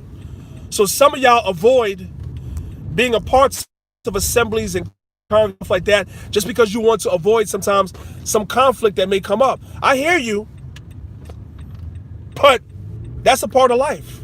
It's a part of life. And it makes you that much better when you are able to overcome those things with the word. That's how you really, really, really become that new man. Where the things that would have bothered you in the world, the things that would have set you off in the world, Now you're able to overcome those things. Now you're able to overlook those things or those qualities in other people. Right? Christ had his favorites, did he not? Yahweh Shai had his favorites. John was Christ's favorite disciple. But Peter was that rock, right? Peter was the head. And believe me, the Most High orchestrated that. But you're always going to have people that are closer than others, right? Peter, James, and John were the 3 top apostles. When Christ transfigured himself, he didn't bring all 12. He only brought those 3. They were on a different level than the rest. That's just how it is. Hey, Deacon Shalom, my man Tawab Amar in the building. Shalom to you. Good morning. I'm up a guy. I don't know if you're still in here, but I saw you were saying something before. I don't know what it was. So if it was something you wanted me to talk about or address, I will. You can put it back. It was a long comment. I saw it at the corner of my eye. It was a long comment, but I don't know what you said. So I'm parked up. I got 30 minutes before I got to be inside. I don't know if you guys have anything else you guys want me to address or talk about. I appreciate you brothers and sisters hanging in there with me. It's a rough morning. I woke up with a little bit of a cold, as y'all could hear. I'm drinking some echinacea. There's a lung formula that I have we have on our website that I'm actually drinking, and it's really good. You know what I'm saying? You know, y'all know the time that we're in right now. You know, this is self-inflicted. Like I said, I walk around without a coat. I just hop in and out my car sometimes, and that caught up with me. And this is the worst time to have any type of respiratory, whether it be a cold or anything. It's the worst. Y'all know this is the worst time to have any type of thing like that, because if you're just sniffling, people think that you got the plague. You know, nobody gets the colds anymore. Nobody gets the flu anymore. Everybody got the plague. Yeah, everybody got the plague. And you know what's so funny? I think there's some people that I know that are actually calling the plague down on themselves. I think that they feel relieved when the doctor says they have it. You know, in some weird roundabout way, I actually know some people that are actually calling it every time that they cough now. They say, I think I got it. I'm like, what's wrong with you? Are you gonna feel better when they say when they tell you got it? Then what you gonna do? You gonna go to the hospital? Because if you go to the hospital, you're not coming home. Just so you know, you're not coming home. You know what I'm saying? You might as well give me an emergency contact to call so we know what to do when the time comes. Because you go up in there, they're throwing you up on a ventilator or something, you're not coming home. But a lot of people are calling that thing down on themselves. So, you know, yeah, we have to keep our immune systems running efficiently, optimally. And just because I talk about health and everything all the time, family, doesn't mean that I don't have times where I can do better. Because of my schedule, sometimes I don't do as well as I would like, right? Because I'm always running around. I don't always at the ready have some of the more healthy choices that I'd like to have with me. You know, a lot of places in New York are closed when I go to work. Like there was a juice bar where I worked at. That thing is closed. I used to get my smoothies and my juices and my wheatgrass shots and all that stuff from that spot, but it's closed. You know, there's another place I used to get my herbs from, and it's closed. So some of the things that I would normally do this time of year, I'm not able to do. I'm still doing stuff, but I would keep that stuff like in my car all the time when I went to work. I'm not able to do that right now, but it's no excuse. Y'all are awfully quiet, so I take it that today y'all don't have nothing y'all want me to talk about, because you know I could always end it and take a nap for a half an hour. You know what I'm saying? If y'all not interacting with me, I feel like I'm talking to myself. Juices for Life is open on, but where is that? Where is that? Because where I go, my other job is over there. You know where I'm at. I'm over by the 5 train, right? The last stop on the 5 train. I'm over in that area of the Bronx. So there's a juice bar right there. Where's Juices for Life at?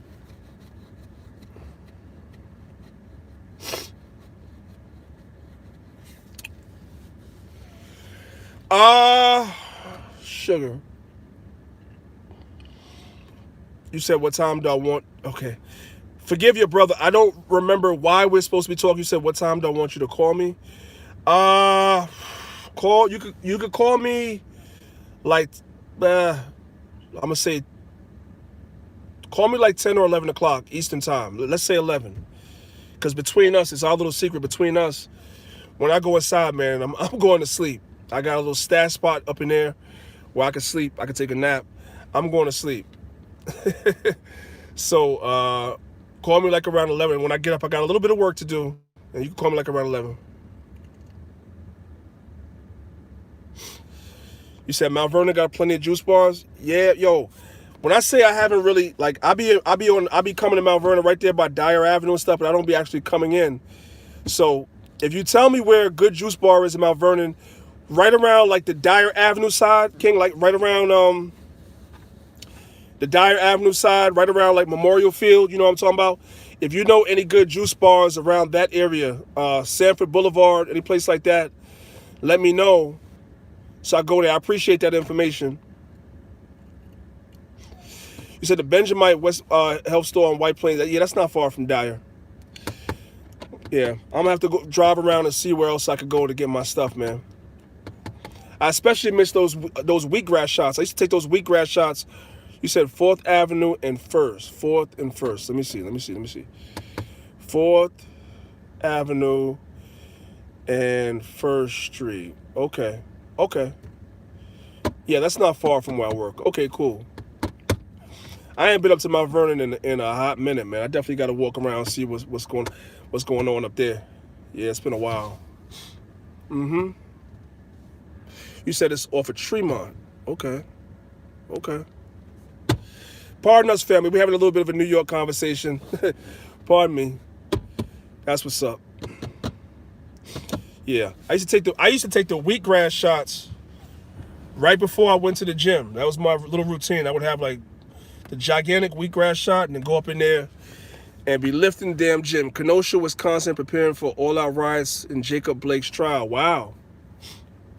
So in Kenosha, Wisconsin, and you said Mount Vernon is getting crazy. Mount Vernon always been crazy, but I'm pretty sure it's getting crazier. I could imagine. That's why I had to get out, man. Because, you know, if when you from someplace like that, if you don't get out early, you wind up being there your whole life, man, and you're not really seeing the world. You know what I'm saying? And so I'm gonna talk about Kenosha in 1 second. It's the Most High that got me out of Mount Vernon, man, because like I always tell a story. I'm not gonna tell my sob story again today, but I am gonna say this part. When I talk about the fact that I was homeless, I had my place in Mount Vernon when I first came into the truth, right? I had my place, and we got evicted. Right, we got evicted. You know what I'm saying? And I allowed a family member to come stay with me, and my family member wound up getting me evicted.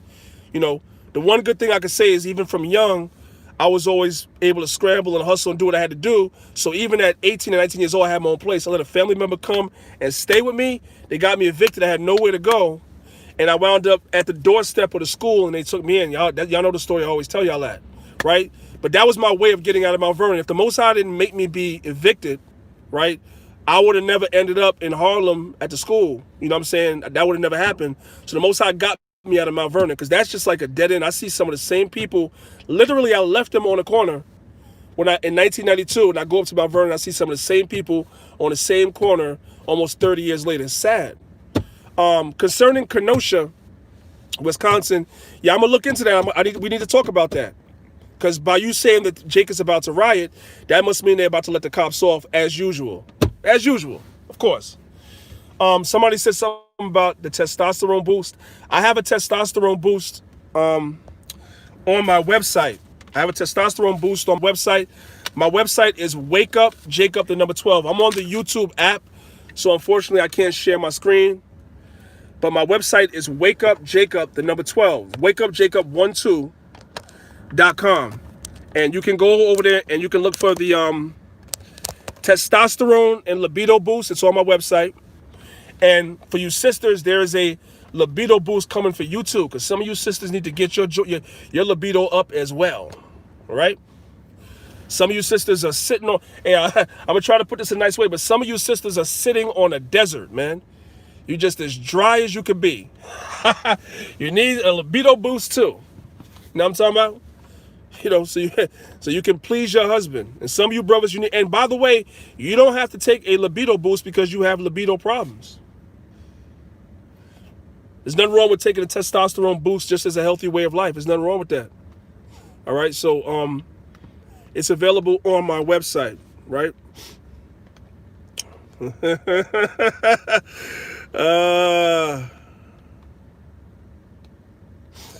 Yeah, that so-called bomb that they found in Queens is it's a distraction. Definitely, it's a distraction. 100%. Yeah, but yeah, family, we have to you know, I used to talk about this a lot in some of the early days when I would do this drive thing. Let me talk to my brothers just for a second. Really, I'm not just talking to the men, I'm talking to the women too. But I'm talking to the women that have husbands that have, that might be dealing with ED or erectile dysfunction, right? The testosterone boost is a very, very good thing to take for that. But I'm going to give you brothers a secret. Right? One of the best ways to boost your libido and also to get your blood flowing properly so that you don't suffer from erectile dysfunction, one of the best ways to do that, brothers, is to go to the gym. And specifically, brothers, is to do legs. A lot of you brothers go to the gym and you have an upper body, you got chest, you got shoulders, you got arms, and you have legs like toothpicks. You don't train your legs. And if you do train your legs, you baby in your legs. Why am I going to the gym and I'm seeing women on the leg press machine pushing 6 plates on each side, and I'm seeing dudes that's 6'3", 6'4", and you got 3 plates on each side babying yourself, but then you want to go over to the bench press and you want to put, 100 plates on the damn bench press. No, that's backwards. First of all, your bench press, your bicep, your bench press, your curl, your shoulder press, all that will improve if you improve your lower half of your body. 70% of your muscle mass is in your legs. 70%.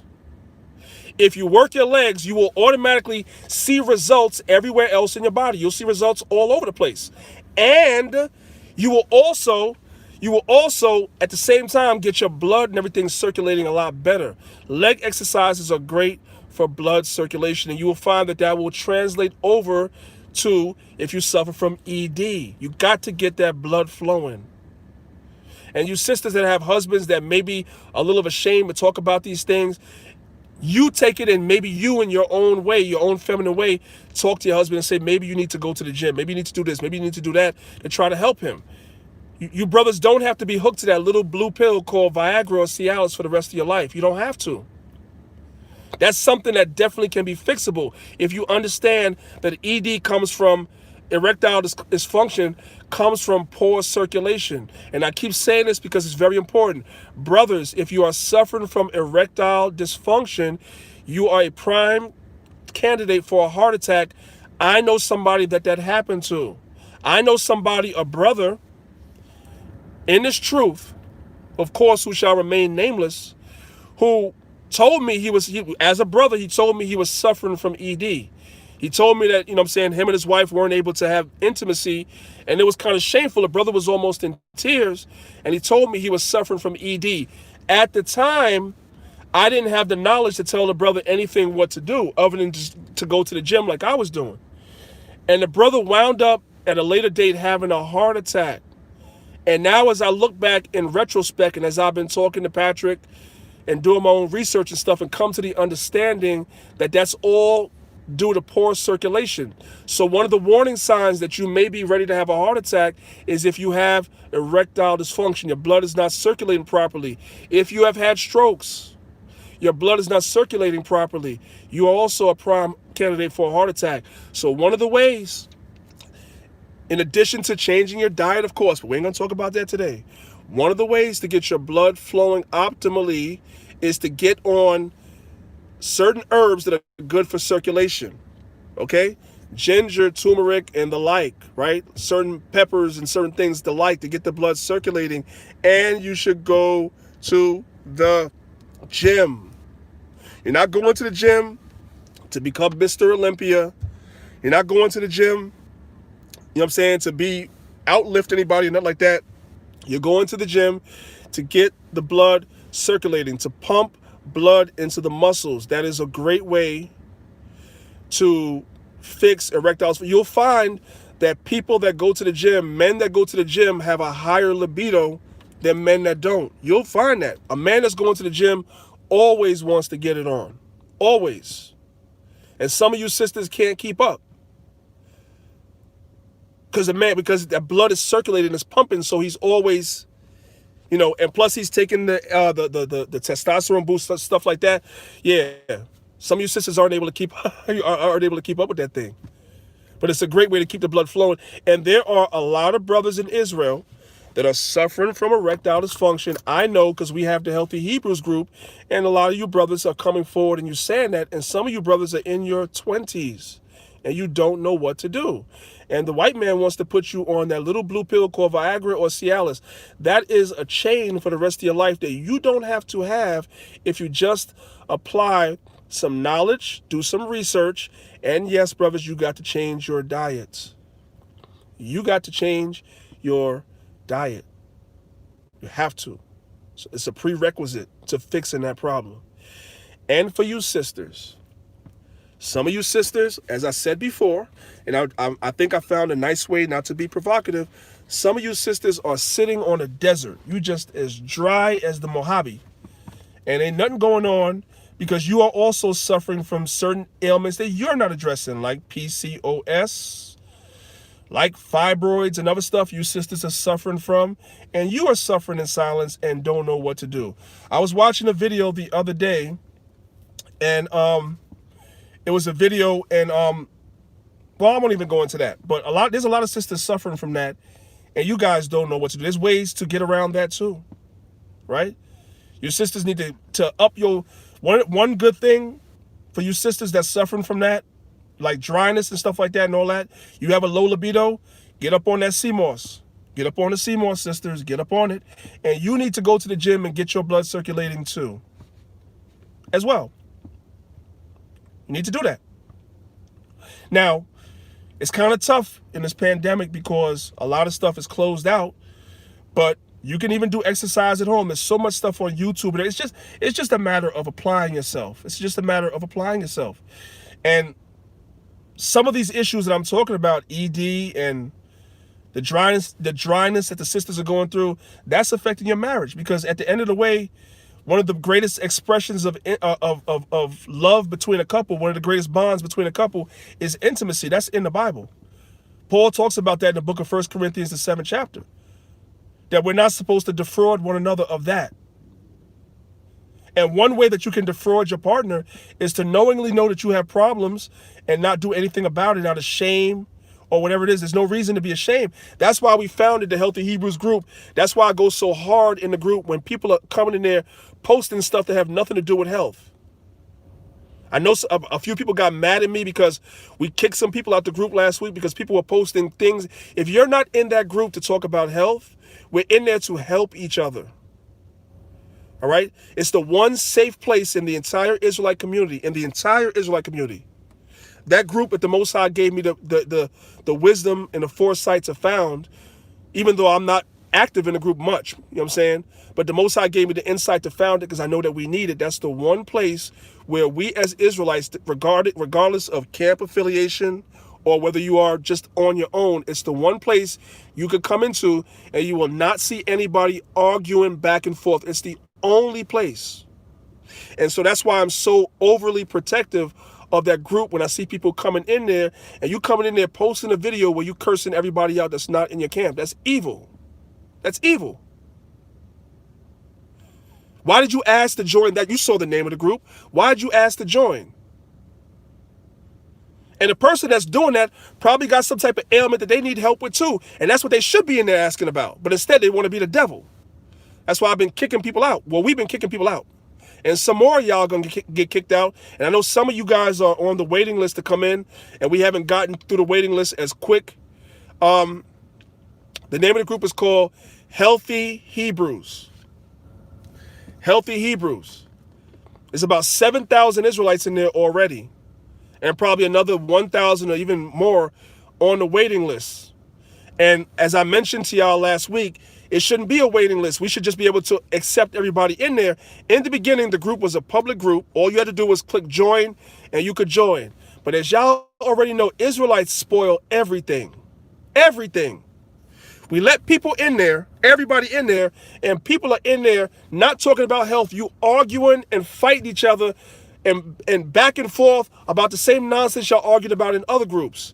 So the first thing we had to do was make the group private. Now we want to know who wants to join, but we still was letting everybody in.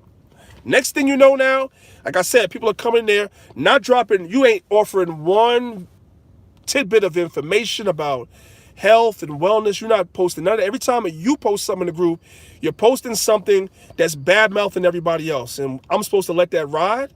I myself don't even post none of my camp videos in my own group because I'm doing the exact same thing that I'm telling you guys. I want it to stay 100% about health. Israelites spoil everything. I'm just keeping it a buck with you. If you are sick, you have no business arguing with people 24 damn turn off damn Facebook and do some research and figure out how it is that you can address whatever ailment it is you have, man. Instead of just arguing, mourning, sick as a dog, arguing all day long on social media. What the hell is wrong with you?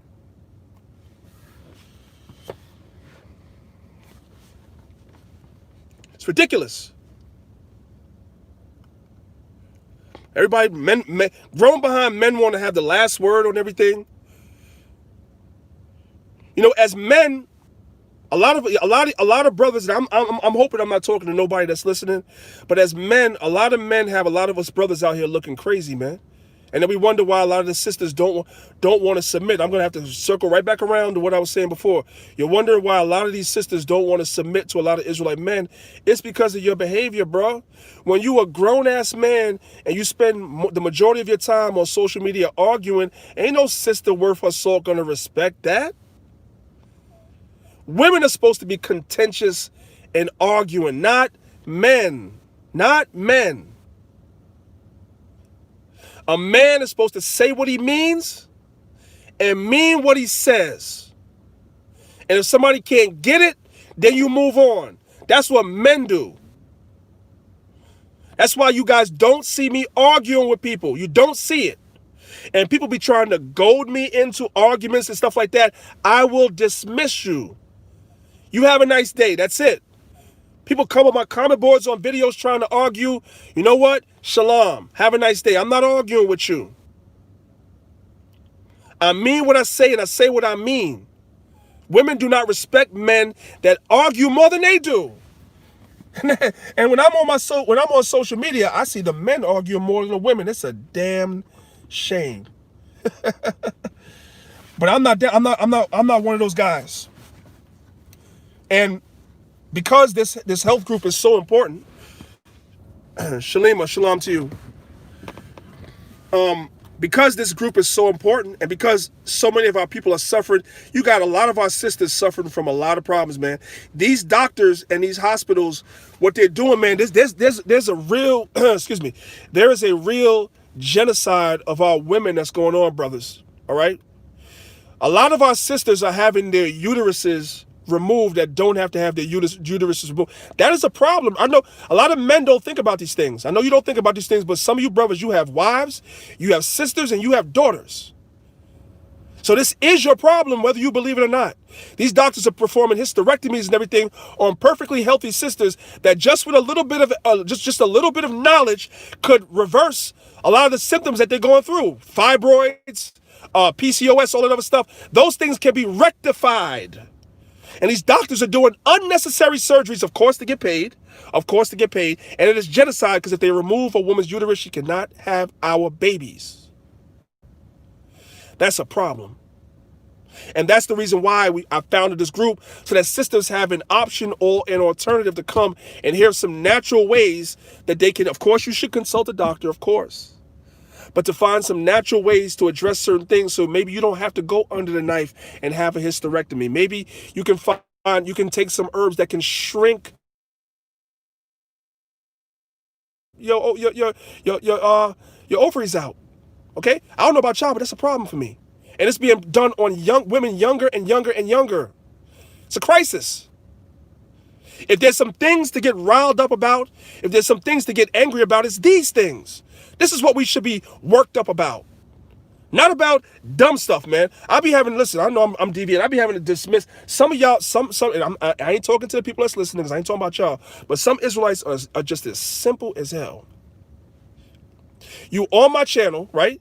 You take my information, you take the history, you take everything. You know damn well through the spirit and power of the Most High, I'm a good teacher. I'm well-spoken, I'm everything, but you tell me I got on the star Molech, so you can't listen to me, then get lost. Get lost. What, you want me to argue with you? I ain't arguing with you. I ain't arguing with you. I've been down that road already. There is not one scripture in the whole Bible that says that thing is no star Molech. That's not what that's talking about. At all. At all. But I also am not contentious. So if you believe it is, fine, let's move on. Let's move on. What the hell are we arguing for? Let's move on. I don't see it. You say you see it. It is what it is. Let's move on. Seriously. And if you can't do that, if it's too hard, then get lost.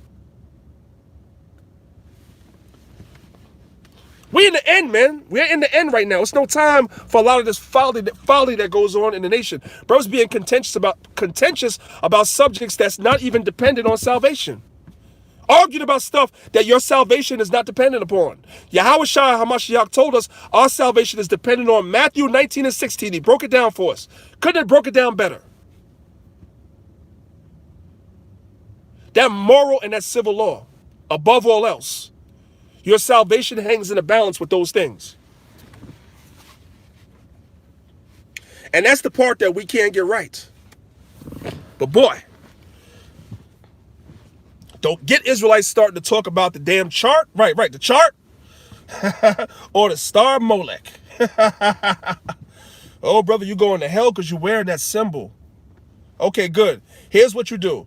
I want you to show me any ancient symbol with the god Chiun or Molech with that symbol. I'm not talking about some shit that was computer generated or somebody drew, hand drawn. I want an ancient. Because they're finding a lot of ancient relics from the ancient days with Molech with that symbol. Just find me one. Just one. Crickets. All right then, so there's no reason for us to argue about this. No reason for us to argue about this. Let's move on. But some Israelites, you cannot move on. You are just here to be contentious. So I just allow you to be contentious, just not in my presence. Just not in my presence, that's all. You can take that contention over there. We're trying to build right now. We're trying to build.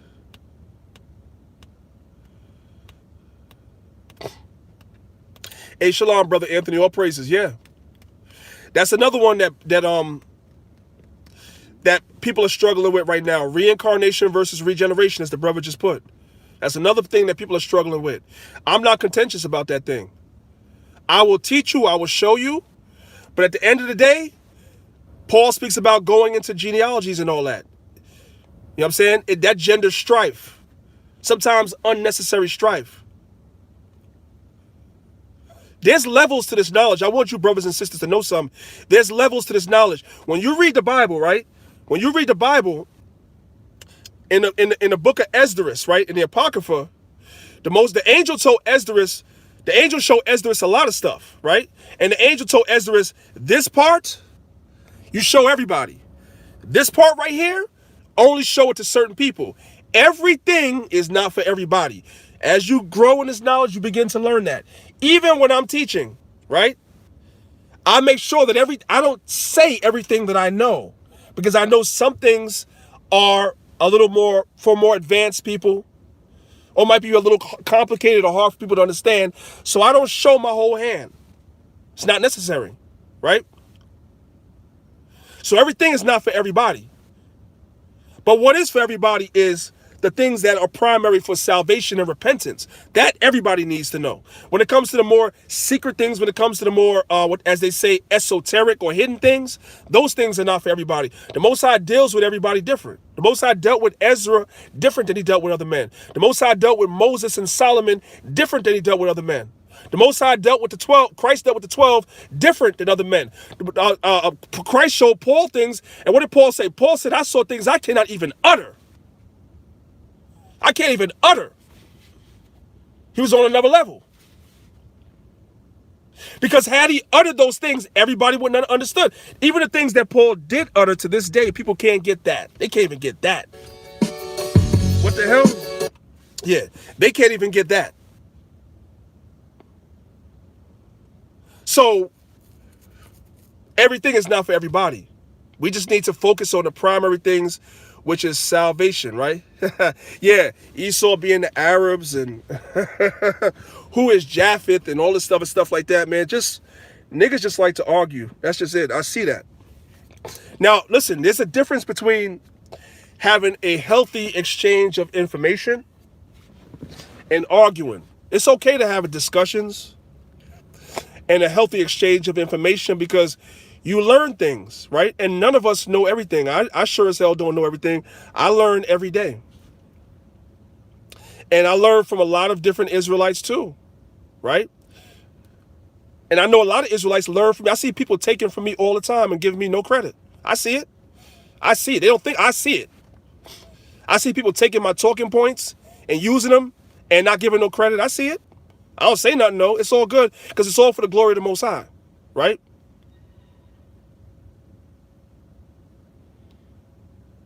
It's good. It's all praises. Because there's a great work to be done, so spread it. Spread it. Do your thing.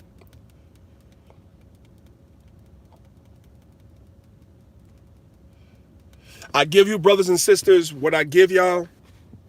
And, you know, to each their own. You said especially when it comes to King. Anyway, all right. That was enough of me. I had asked you guys before, was there anything else that you guys wanted me to talk about quickly before I go? So I'm going to give you guys a couple of minutes if you guys want me to talk about anything. Thank you, Halima. Tell them, because they be doing your brother dirty, sis. They do me dirty. I be giving them conversations, pouring my heart out, and they just cannot hit that like button. You know, you guys can hit the dislike button too if that makes you feel better. That's okay. Sometimes before I go live, I have a dislike. If you guys are YouTube content creators, you know what I'm talking about, right? You schedule yourself to go live, and before you hit the live button, somebody already hit the thumbs down. I'm like, thank you. That's interaction too. Y'all don't understand the way this YouTube thing works. It's not a popularity contest. I can have more dislikes than likes, and that's still fine. It still triggers the algorithm. I always tell you, if you don't like somebody, don't hit nothing. But don't hit the thumbs down button. Does not help. Does not hurt them. It don't. You know what I'm saying? But they definitely be doing your brother dirty. I ain't gonna hold you. So nobody has nothing that y'all want to talk about? Warrior Lord, shalom to you.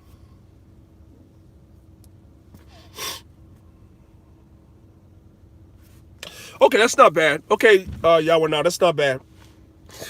If you guys get a chance, right, real quick, if you get a chance, since nobody has any questions, right? If you guys, you ask the Passion of Christ, is it good? 1 second.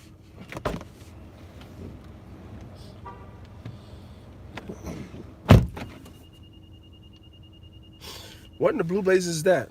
Morning. Yeah, you asked about the Passion. Are you talking about the movie? The Passion of Christ, the movie was not, I ain't gonna hold you. The movie, it was cinematically, the movie was well put together. Mel Gibson did a great job. Of course, we know that was Cesar Borgias. I ain't gotta tell y'all that. Cinematically, it was well put together, especially the scene when they was whipping them. That was graphic, man. If that was in any inkling like what our Lord really went through, sheesh. It was crazy. So cinematically, if you could mentally in your mind picture a black man instead of a white man going through what he went through in that whipping scene, then it's a movie I would recommend to watch, you know what I'm saying, cinematically, because it really is good. All right. So yesterday, for those of y'all that didn't watch, I went live last night, briefly yesterday, and I touched on Romans, the 13th chapter, right? So the Academy started this Sunday that just passed, and that was one of the lessons that we went through because it's kind of relevant in terms of what's going on now. If you brothers and sisters that did not get a chance, because I'm not going to review it right now, I can't even I pulled up a PowerPoint and I showed a couple of slides. If you brothers and sisters have a chance, go back and watch the video I did last night, specifically the portion where I briefly touched on Romans the 13th chapter, because that is one of the things that they have something called a clergy response team. And as chaos ensues, as civil unrest begins to come and other things that are prophesied to happen begin to happen, these pastors are being trained, and not just the pastors, but community activists, community leaders, the Kemetic community, the Muslim imams, like they're all being trained by the Department of Homeland Security to use the Bible as a weapon against our people. And specifically, Romans the 13th chapter is the go-to scripture that they're going to be using to try to control the minds of our people.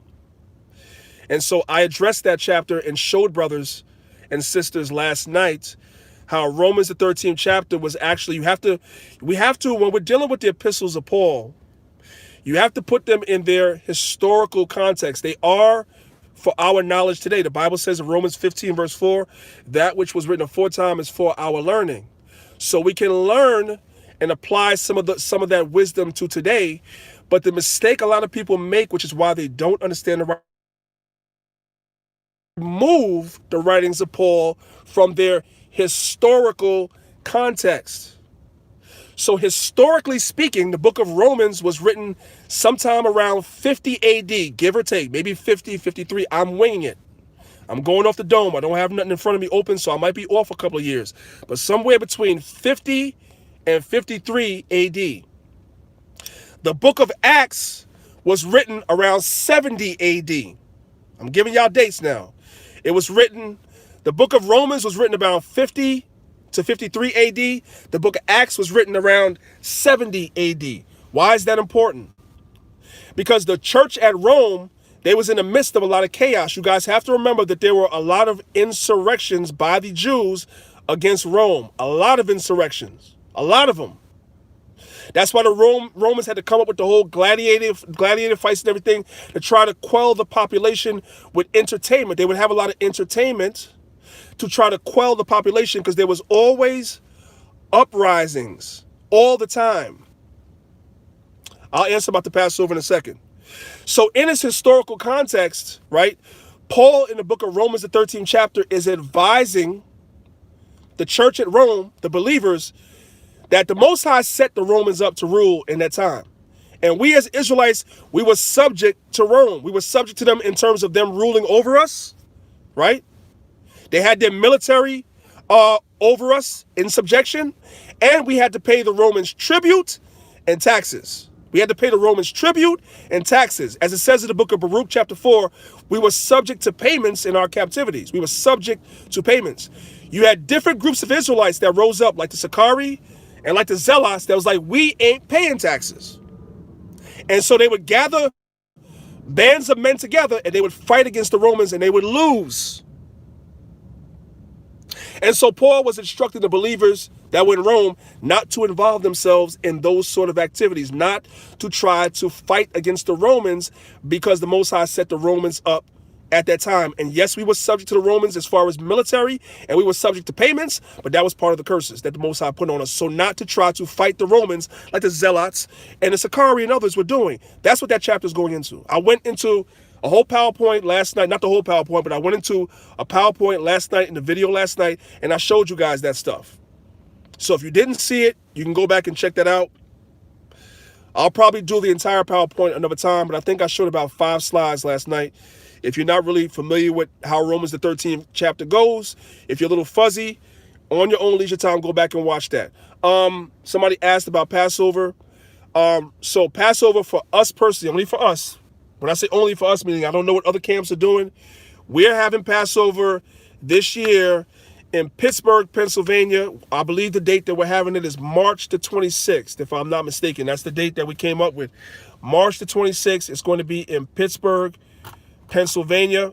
The only reason why I haven't been advertising it yet is because we don't know the state of what's going to be opened and closed, right? I showed you guys last night also that the UK is under a full lockdown until mid-February. And if we know that the way that these lockdowns work, they tell you February 15th is going to be open, but when February 15th comes around, they might push the lockdown back further. We don't know. And so, and the reason why the UK is locked down is because they found a variant strain of the plague. And it's spreading, according to them. So they locked it down. Well, they're starting to find that variant strain of the plague over here, right? They found somebody in upstate New York yesterday that has that variant strain from the UK. I believe they found somebody in Colorado as well. I'm saying all that to say, who's to say that if they don't, who's to say before we know it, right? That, oh, the free parking is opening up. Oh, praise to the Most High. See? I stayed out here talking to y'all and I'm getting free parking, I think. Yeah, he's getting ready to get out. So I say all that to say is that the reason why I haven't really been advertising or saying what's what with the Passover is because the way things are going, usually when there's a lockdown in Europe, a lot of times some of that stuff comes over here.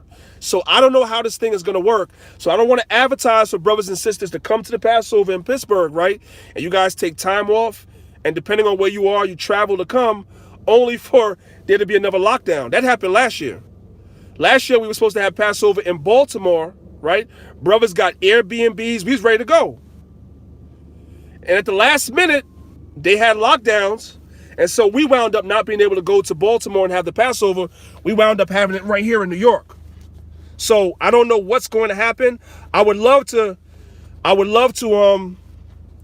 invite brothers and sisters that want to come, but we don't know what's going to happen. But I'm giving you the date that we have. And I believe there's quite a few other camps that have the same date as me. If I'm not mistaken, we have March the 26th of 2021 as our Passover. Okay?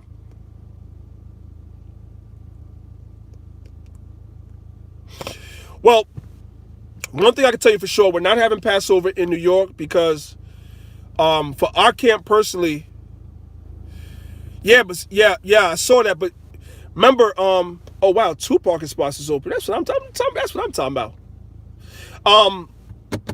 Yeah, if I'm not mistaken, Texas is open, isn't it? Texas is not on any type of lockdown. The restaurants are open. Everything is open in Texas, if I'm not mistaken. So I think that's why they're having theirs down there.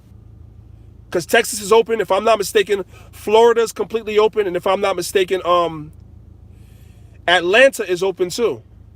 Not Atlanta, Georgia's open too. I could be wrong, family. I don't live in those states. I could be wrong. But that's what I believe. Yeah, buddy. Yeah, buddy. Got free parking. What's up, Alberto? All right. Yes, indeedy. Free parking. This is one of the weirdest streets, man. One side of the street you have to pay, and one side is free. All right. So yeah, so they're having theirs in Texas. Texas is open, but that's again tentative for now. We don't know what it's gonna be like in 2 months. We don't know. But if you guys want to just mark it on your calendars, whatever. As far as New York is concerned, that's what I was gonna say. We're not having Passover in New York because we had Passover in New York many years, and we have a camp down in Pennsylvania who we have not spent enough time with, and so it's their turn. They always wind up coming to New York for Passover every year, and we have not gone down there. So we decided this year that we're going to allow them to host the Passover for us this year. All right. I know Pittsburgh is a little bit out the way, so when the time comes, if it's open, if the state is open, and anybody's interested, you're more than welcome to come. I'm sure some camps will be. See, I'm not a hater. Like you could go to other people's Passovers too. Like that's why my camp doesn't rock like that. There'll be other Passovers here in New York. So if you're more in the New York area, now everybody from our camp needs to be there. I'm talking about everybody else. There'll be other camps having Passovers here in New York. As I hear about it and see, then I'll let you guys know. But New York has a limit on gathering. So if you're from the New York area, New Jersey area, and you want to celebrate Passover, you might be traveling this year. You might be traveling this year because there's not a lot of places that are open where you can actually do a gathering. And we were not able to gather. We were able to gather last year, but it was under very, very, I guess the word is secretive conditions because we weren't supposed to have the gathering that we had. but it's March the 26th. All right. Soon as I get more details, then I'll let you guys know. Well, our warrior lord, that's a good question. That's an excellent question. Excellent question. So you said that ours is well, I gotta see what date that I gotta see what date that they have. I saw that theirs is in April too. I did see that. Right? This is what I'm going to tell you guys as far as this. This is a conversation that is not had enough in in Israel. I had the elder Mathath from the April 21st. I figured that. Okay, good. So let me address that. And this is not no shade on either way. This is just a conversation. Right? So I had the elder Mathath on Maccabeestv. Whenever I was in California, I don't remember how long ago that was. Was it like a year and a half ago when I was in Cali? He came out there and I interviewed him on Maccabeestv. The video is still on this channel right now. You can look it up. Elder Mathath, right? On his channel. And he talked about the calendar. I don't think enough Israelites understand how we track the holy days. I don't think enough of you understand that.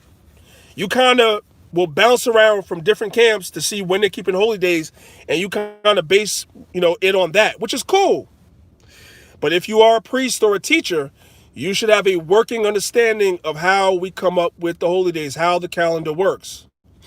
So I'm not going to get into it now, obviously, but there is some years that there's something called an intercalary month. You guys can look this up yourself. I'm about to get off in a minute. There's something called an intercalary month that's sometimes added to the Hebrew calendar if the Passover falls too early in the year, because the Passover is supposed to fall in line with the earing and the barley and all. It's supposed to fall in line with all that stuff, right? So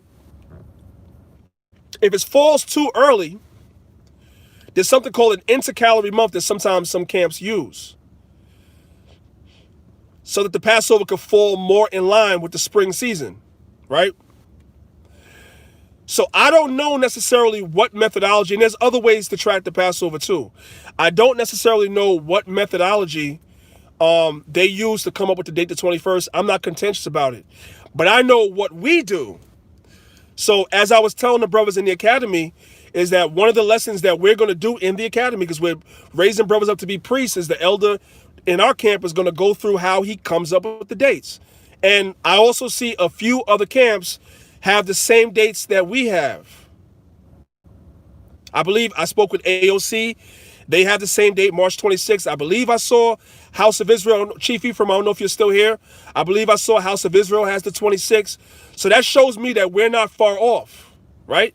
But that's not necessarily to knock any of our brothers, because they may have used the intercalary month or something else to determine, so these are things that when we get in the kingdom, we're going to get perfect. Right now, we're doing what, family? We're rehearsing the righteous acts. So let's not, this is where Israelites get, I'm not saying anybody's doing this. Let's not get stuck on these things. We're rehearsing. I'm thankful when I see any Israelite camps keeping the holy days. I'm happy about that thing.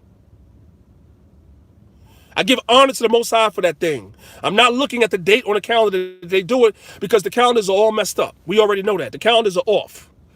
So we're doing this to the best of our ability. We're rehearsing the righteous acts. And I'm more happy to see brothers keeping the holy day whenever they keep it than to misuse Colossians 2:16 to say that you don't have to keep holy days at all. That's where I get offended, because that scripture has nothing to do with that. Nothing at all to do with not keeping holy days. That's where I get offended. But if a man is keeping a holy day on a different date than myself, it's all good, man. Yeah, I mean, we can get into a whole thing about that, brothers. We can get into a whole thing about that, right? But before we judge, we have to ask. You'd have to ask a particular camp that has a date. How did they come up with the date? You know what I'm saying? The scriptures tell you to understand before, right? Understand, then reprove. So we have to understand first why somebody does what they do.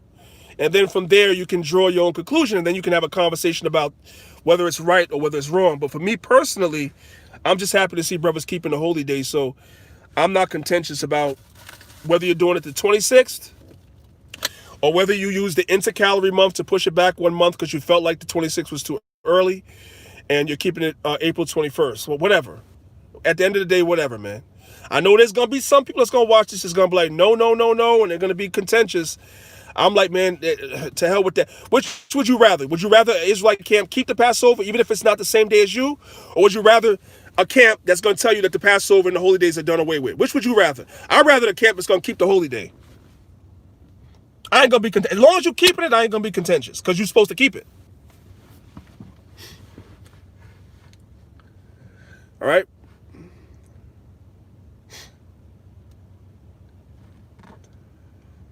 Because that's the new argument that unfortunately some unlearned Israelites are getting swept away with, that Christ abolished the holy days. Christ did not abolish no damn holy days. Colossians 2:16 speaks about meat and drink. It's talking about the meat and drink offerings, which were sacrifices. Christ gave a greater sacrifice than any offering that we could ever bring. On any holy day or any sin offering or whatever we would bring, Christ's sacrifice was greater. Open and shut. Grand opening, grand closing. That's it. Nothing to do with the holy days being done away with.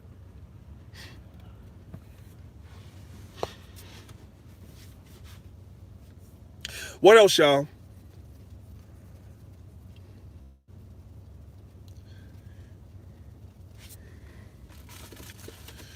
Anything else you guys want me to touch on or talk about before I go? Y'all know I only do these once a week.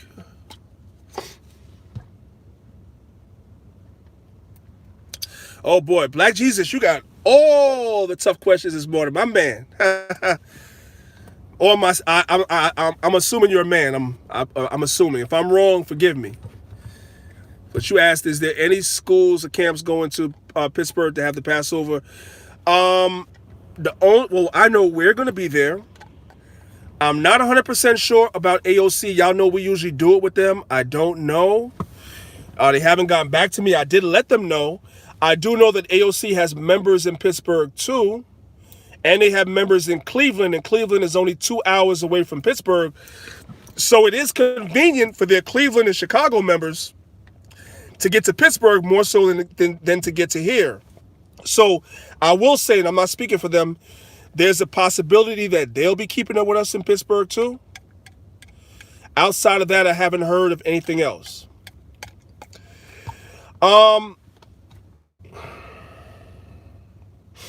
As far as the Maccabees Alliance is concerned, that's a very good question. Depending on who I talk to, I'm trying to choose my words carefully. Depending on who I talk to, the Maccabees Alliance is still in effect, but there's some work that needs to happen there in order for us to go forward. I'll just say that, right? Yeah. There's some work that needs to go on there in order for us to go forward. There's no discrepancies. There's no differences. There's no animosity. So nobody don't start making up no scenarios. But there's some work that needs to be done. I'm going to put it to you guys this way. I can say this much, right? I know you guys get tired of me hearing me say this, but I can't manage anything else on my plate. I can't. I could be a part of something, but I have no room on my plate to be the main person pushing something. You know what I'm saying? And so in order for that to continue, some of the other leaders in the MAC are going to have to come forward and pick up some of the slack because I can't do it by myself. I just don't have the time. And that's why you guys haven't been seeing it. That's not to say it doesn't exist. That's not to say that you guys might not see it again. But a lot of times people look to me to be to spearhead things. And I'm drained, family. I don't have the energy to manage another project right now. I don't. And that's why it's kind of been a little bit quiet. But ultimately, it's a conversation that and also because things are not open, we can't really do anything. So I think once things are open, then we'll all sit at the table again and have a conversation about how we can go forward, you know. Also, you know, while I'm on the subject, you know, I had to let the Mashara Yasha'Allah know, because that was something that they were saying, that I had to let the Mashara know. The Maccabees Alliance was not formed to rival or to go against the Mashara, not at all. Not at all. That's why you saw me and the rest of us at a lot of their summits. Because they're our brothers. Like, there's no competition or nothing like that. Not at all. We're not trying to set ourselves up as no government or none of that. That's not what we're doing. What it is was just a collective of brothers, like-minded brothers, that was trying to show that there can be unity and camaraderie across camp lines. Like, everything does not have to be so proprietary to my camp, your camp. What we were trying to show the people is you can be a part of AOC and be proud of AOC and still have love for LOI and still have love for UKOIC and still have love for Holy Apostles and still have love for Apostles in New Jerusalem. Like, yo, man, I'm LOI, but I'm AOC too. I'm UKOIC too. I'm Apostles in New Jerusalem too. I'm Holy Saints too. That's the mentality that we had. I'm all that. There's times where I went to camp back in the days where I had an AOC shirt on. Y'all know that? I would go to camp with them. I would throw on an AOC shirt. No, but you have half these camps. They would die before they would wear a shirt from another camp other than theirs. They would die first. How simple is that?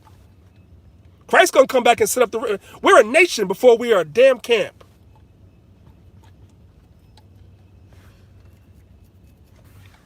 So I don't roll like that. Hey, any of you brothers that want me, I'll wear. A brother sent me, you got to send me the shirt though.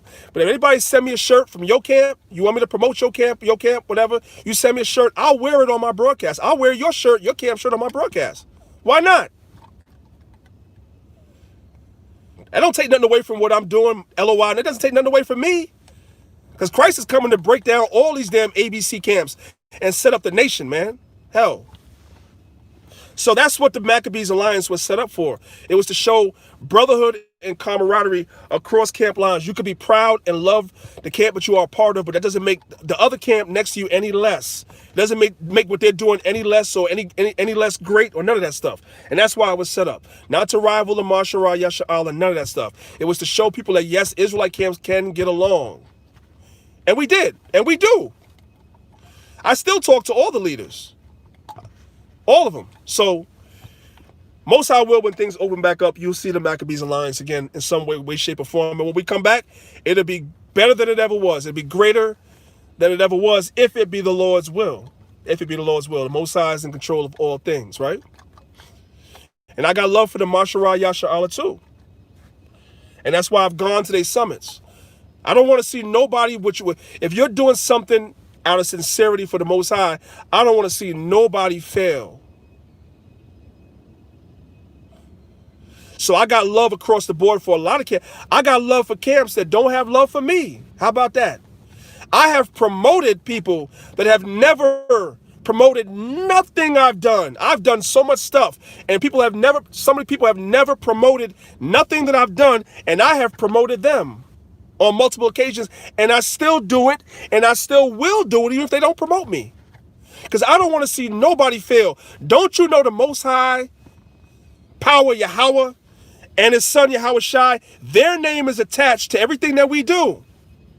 Regardless of camp affiliation, the Most High and his son's name is attached to everything we do. Why would I want to see somebody fail that's calling on the name of Yahweh and Yahweh Shai out of bitterness and envy? Why would I want to see that?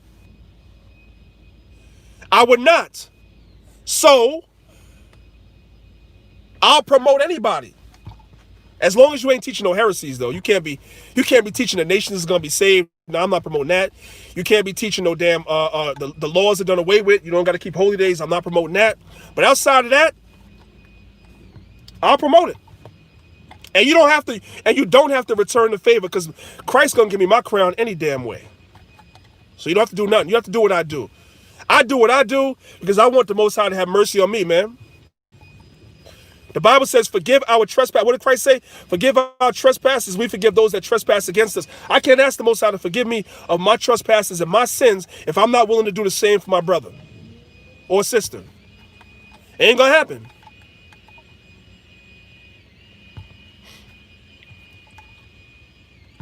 All right, fam.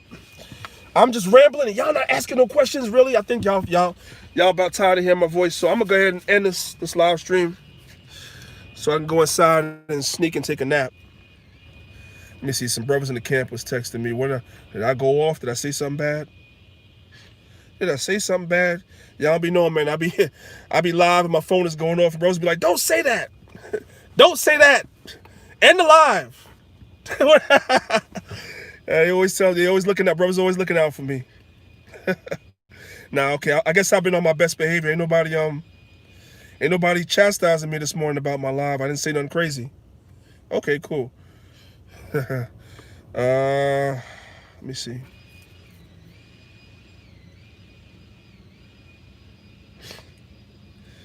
Yeah. Oh yeah. We okay. Yeah. Real quick. Kanai,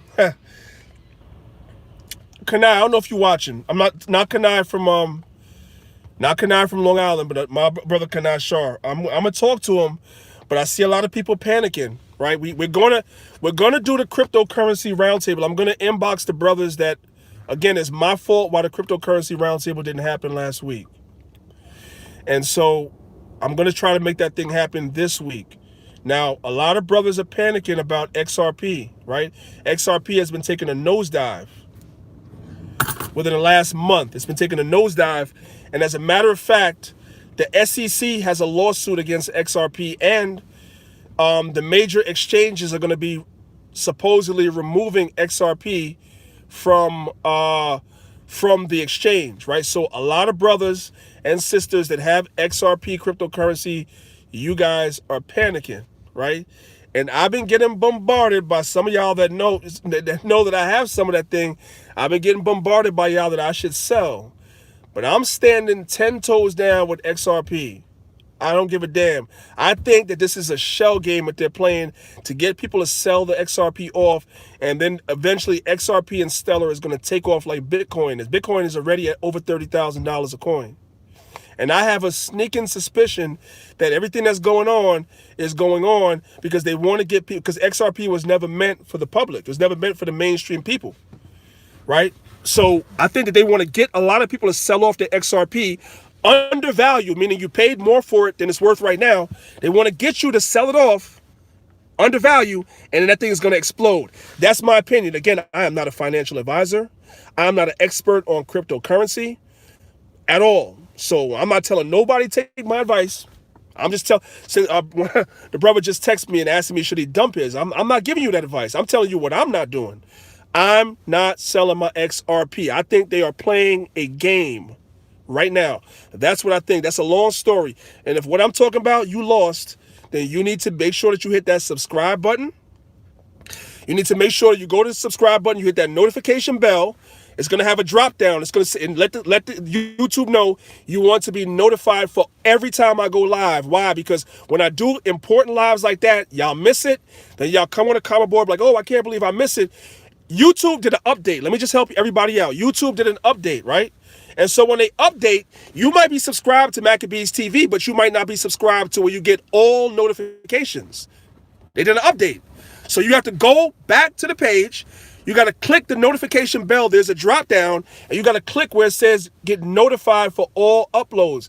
If you are lost on this conversation with XRP, Bitcoin, Stellar, Ethereum, if you don't know nothing about this stuff, because they're moving towards digital currency, that's where the world is going. We're still in the world. We are not of the world, but we are in the world. So we need to understand the quantum financial system that's getting ready to be put in place, which lines up with a lot of other things that we talk about. Well, I ain't going to get into it right now because that'll be another long conversation, but it lines up with a lot of things. You need to be educated on these things. I went into this yesterday. Israelites need to be diversifying your financial portfolio. You should not have all your money in a bank is just liquid money. That's it. No, you should have coins. You should have gold. You should have silver. Right? You should have platinum. You should have diversify your portfolio. Okay? Because the system is going to change. It's going to change in a not too distant future. But if you're not really educated on these things, and guess what, family? I'm not much educated on these things either. I sit down and I'm gonna tell y'all. I'm gonna tell y'all. I got the cheat code. One of the guys I work with, he has about $20,000 in XRP. So he's a expert in this thing. He's not really an Israelite, so I kind of hesitate to bring him on the channel because I don't want him talking no crazy stuff on the channel, right? But these conversations I can have with him. And he sends me a lot of information on XRP, and I'm listening, and this is what I've come away with, and I could be wrong. It's a risk. But I think that they're trying to get people to sell XRP off. Then the major investors and everything are going to buy that thing up, and then it's going to soar like Bitcoin, and people are going to be crying. You might have bought XRP for 40 or 50 cents a coin. Right now it's down to 20 cents a coin, and they're telling everybody, sell, sell, sell. You know, they're going to take it off the exchange and sell, sell. There's a lawsuit. The SEC has a lawsuit. Sell, sell, sell. And people are selling. But I'm standing 10 toes down with what I got. And I don't even have a lot, but I'm standing 10 toes down with what I got. And I'm just going to take that L. Life is about risk, right? I'm going to take that L if it's an L. But if it's not an L, now I'm talking about, then it's going to be a different story in about a year. You know what I'm saying? Most High Spirit life. We're going to see. But we're going to have this conversation. Right. Beautiful, Corey, word of a kind. Beautiful. See? There you go.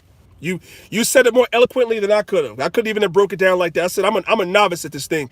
That's why I'm having a roundtable. I'm going to bring people on that know more so we all could be educated. No, it's not a bells and whistles conversation where we get into deep history or we're debating or nothing. Might sound a little boring, but this is where the financial system is going. You need to educate yourself, and it'd be better that you hear it from Israelites. Right? Brothers and sisters that are subjected to the laws of the Most High, that's not trying to get you. Some of you brothers and sisters are buying into Bitcoin, right? And you're buying into these Bitcoin groups, right? So you might have like a cooperative, because I did it, right? We had a cooperative where a bunch of us got together, and we paid this guy some firm or some guy some money, and he invested in Bitcoin. He was mining Bitcoin, because you can't even own a Bitcoin unless you have a lot of money. You can't even own a Bitcoin. You can own a sliver of a coin, whatever. And we wound up not making no money. You know what I'm saying? And we left out of that investment not knowing anything more than we knew about cryptocurrency than before, because we allowed somebody else to do it. And so a lot of brothers and sisters now, because you guys see that Bitcoin is over $30,000, you're trying to buy a sliver of a Bitcoin and all this stuff like that to try to cash in on the wave. But brothers and sisters, as you're going to hear in the roundtable, there's a lot of drawbacks to Bitcoin. Ultimately, there's a lot of drawbacks to it, right? I'm sticking with XRP. That's the bottom line. So again, if you're subscribed to the channel and you want to learn this, right, please go to the notification bell, drop it down, and make sure that it says that you are subscribed. You want to be notified of all uploads. As soon as I get the green light from the brothers that I was talking to that they are available this week, I'm not going to be able to give you guys much warning about what day I'm going to do the show. It could be tomorrow. It could be Thursday. I don't know. It depends on brother schedules. I'm open for any day, but it depends on brother schedules. So as soon as I find out, I'm going full force with the show. If you want to be a part of it, you want to be notified about it so you can watch it and learn, make sure that you are subscribed and you have hit the notification bell, and you'll be able to see it. This stuff is very, very important. I'm looking forward to the show personally to hear some other perspectives, because I was thinking about investing in some other coins, but now, it's a long story. I could be here all day. All right, family, I'm going to get out of here. And if you are in my house listening to all this and you have not hit the like button, shame on you. You should repent and believe the gospel. This is your brother Priest Dan, representing Lions of Israel, representing Maccabeestv, and yes, still representing the Maccabees Alliance. You know what I'm talking about? I'm about to be out of here. Spirit willing, I got to try to get to the backup channel Maccabeestv too and put some content on there. I have not done that. So if I'm feeling good this afternoon, maybe when I'm driving home, I might do a drive home show, Road Rage 6.5 on the backup channel. Majority of y'all will not be on there because y'all have not gone over, enough of y'all to go over there and subscribe to the other channel. I don't know why. So you'll miss out. But if you like these sort of conversations, go subscribe to Maccabeestv too. I'm going to try. Don't hold me to it. I'm going to try to go live later on my way home just to give that channel some content. It's your bro,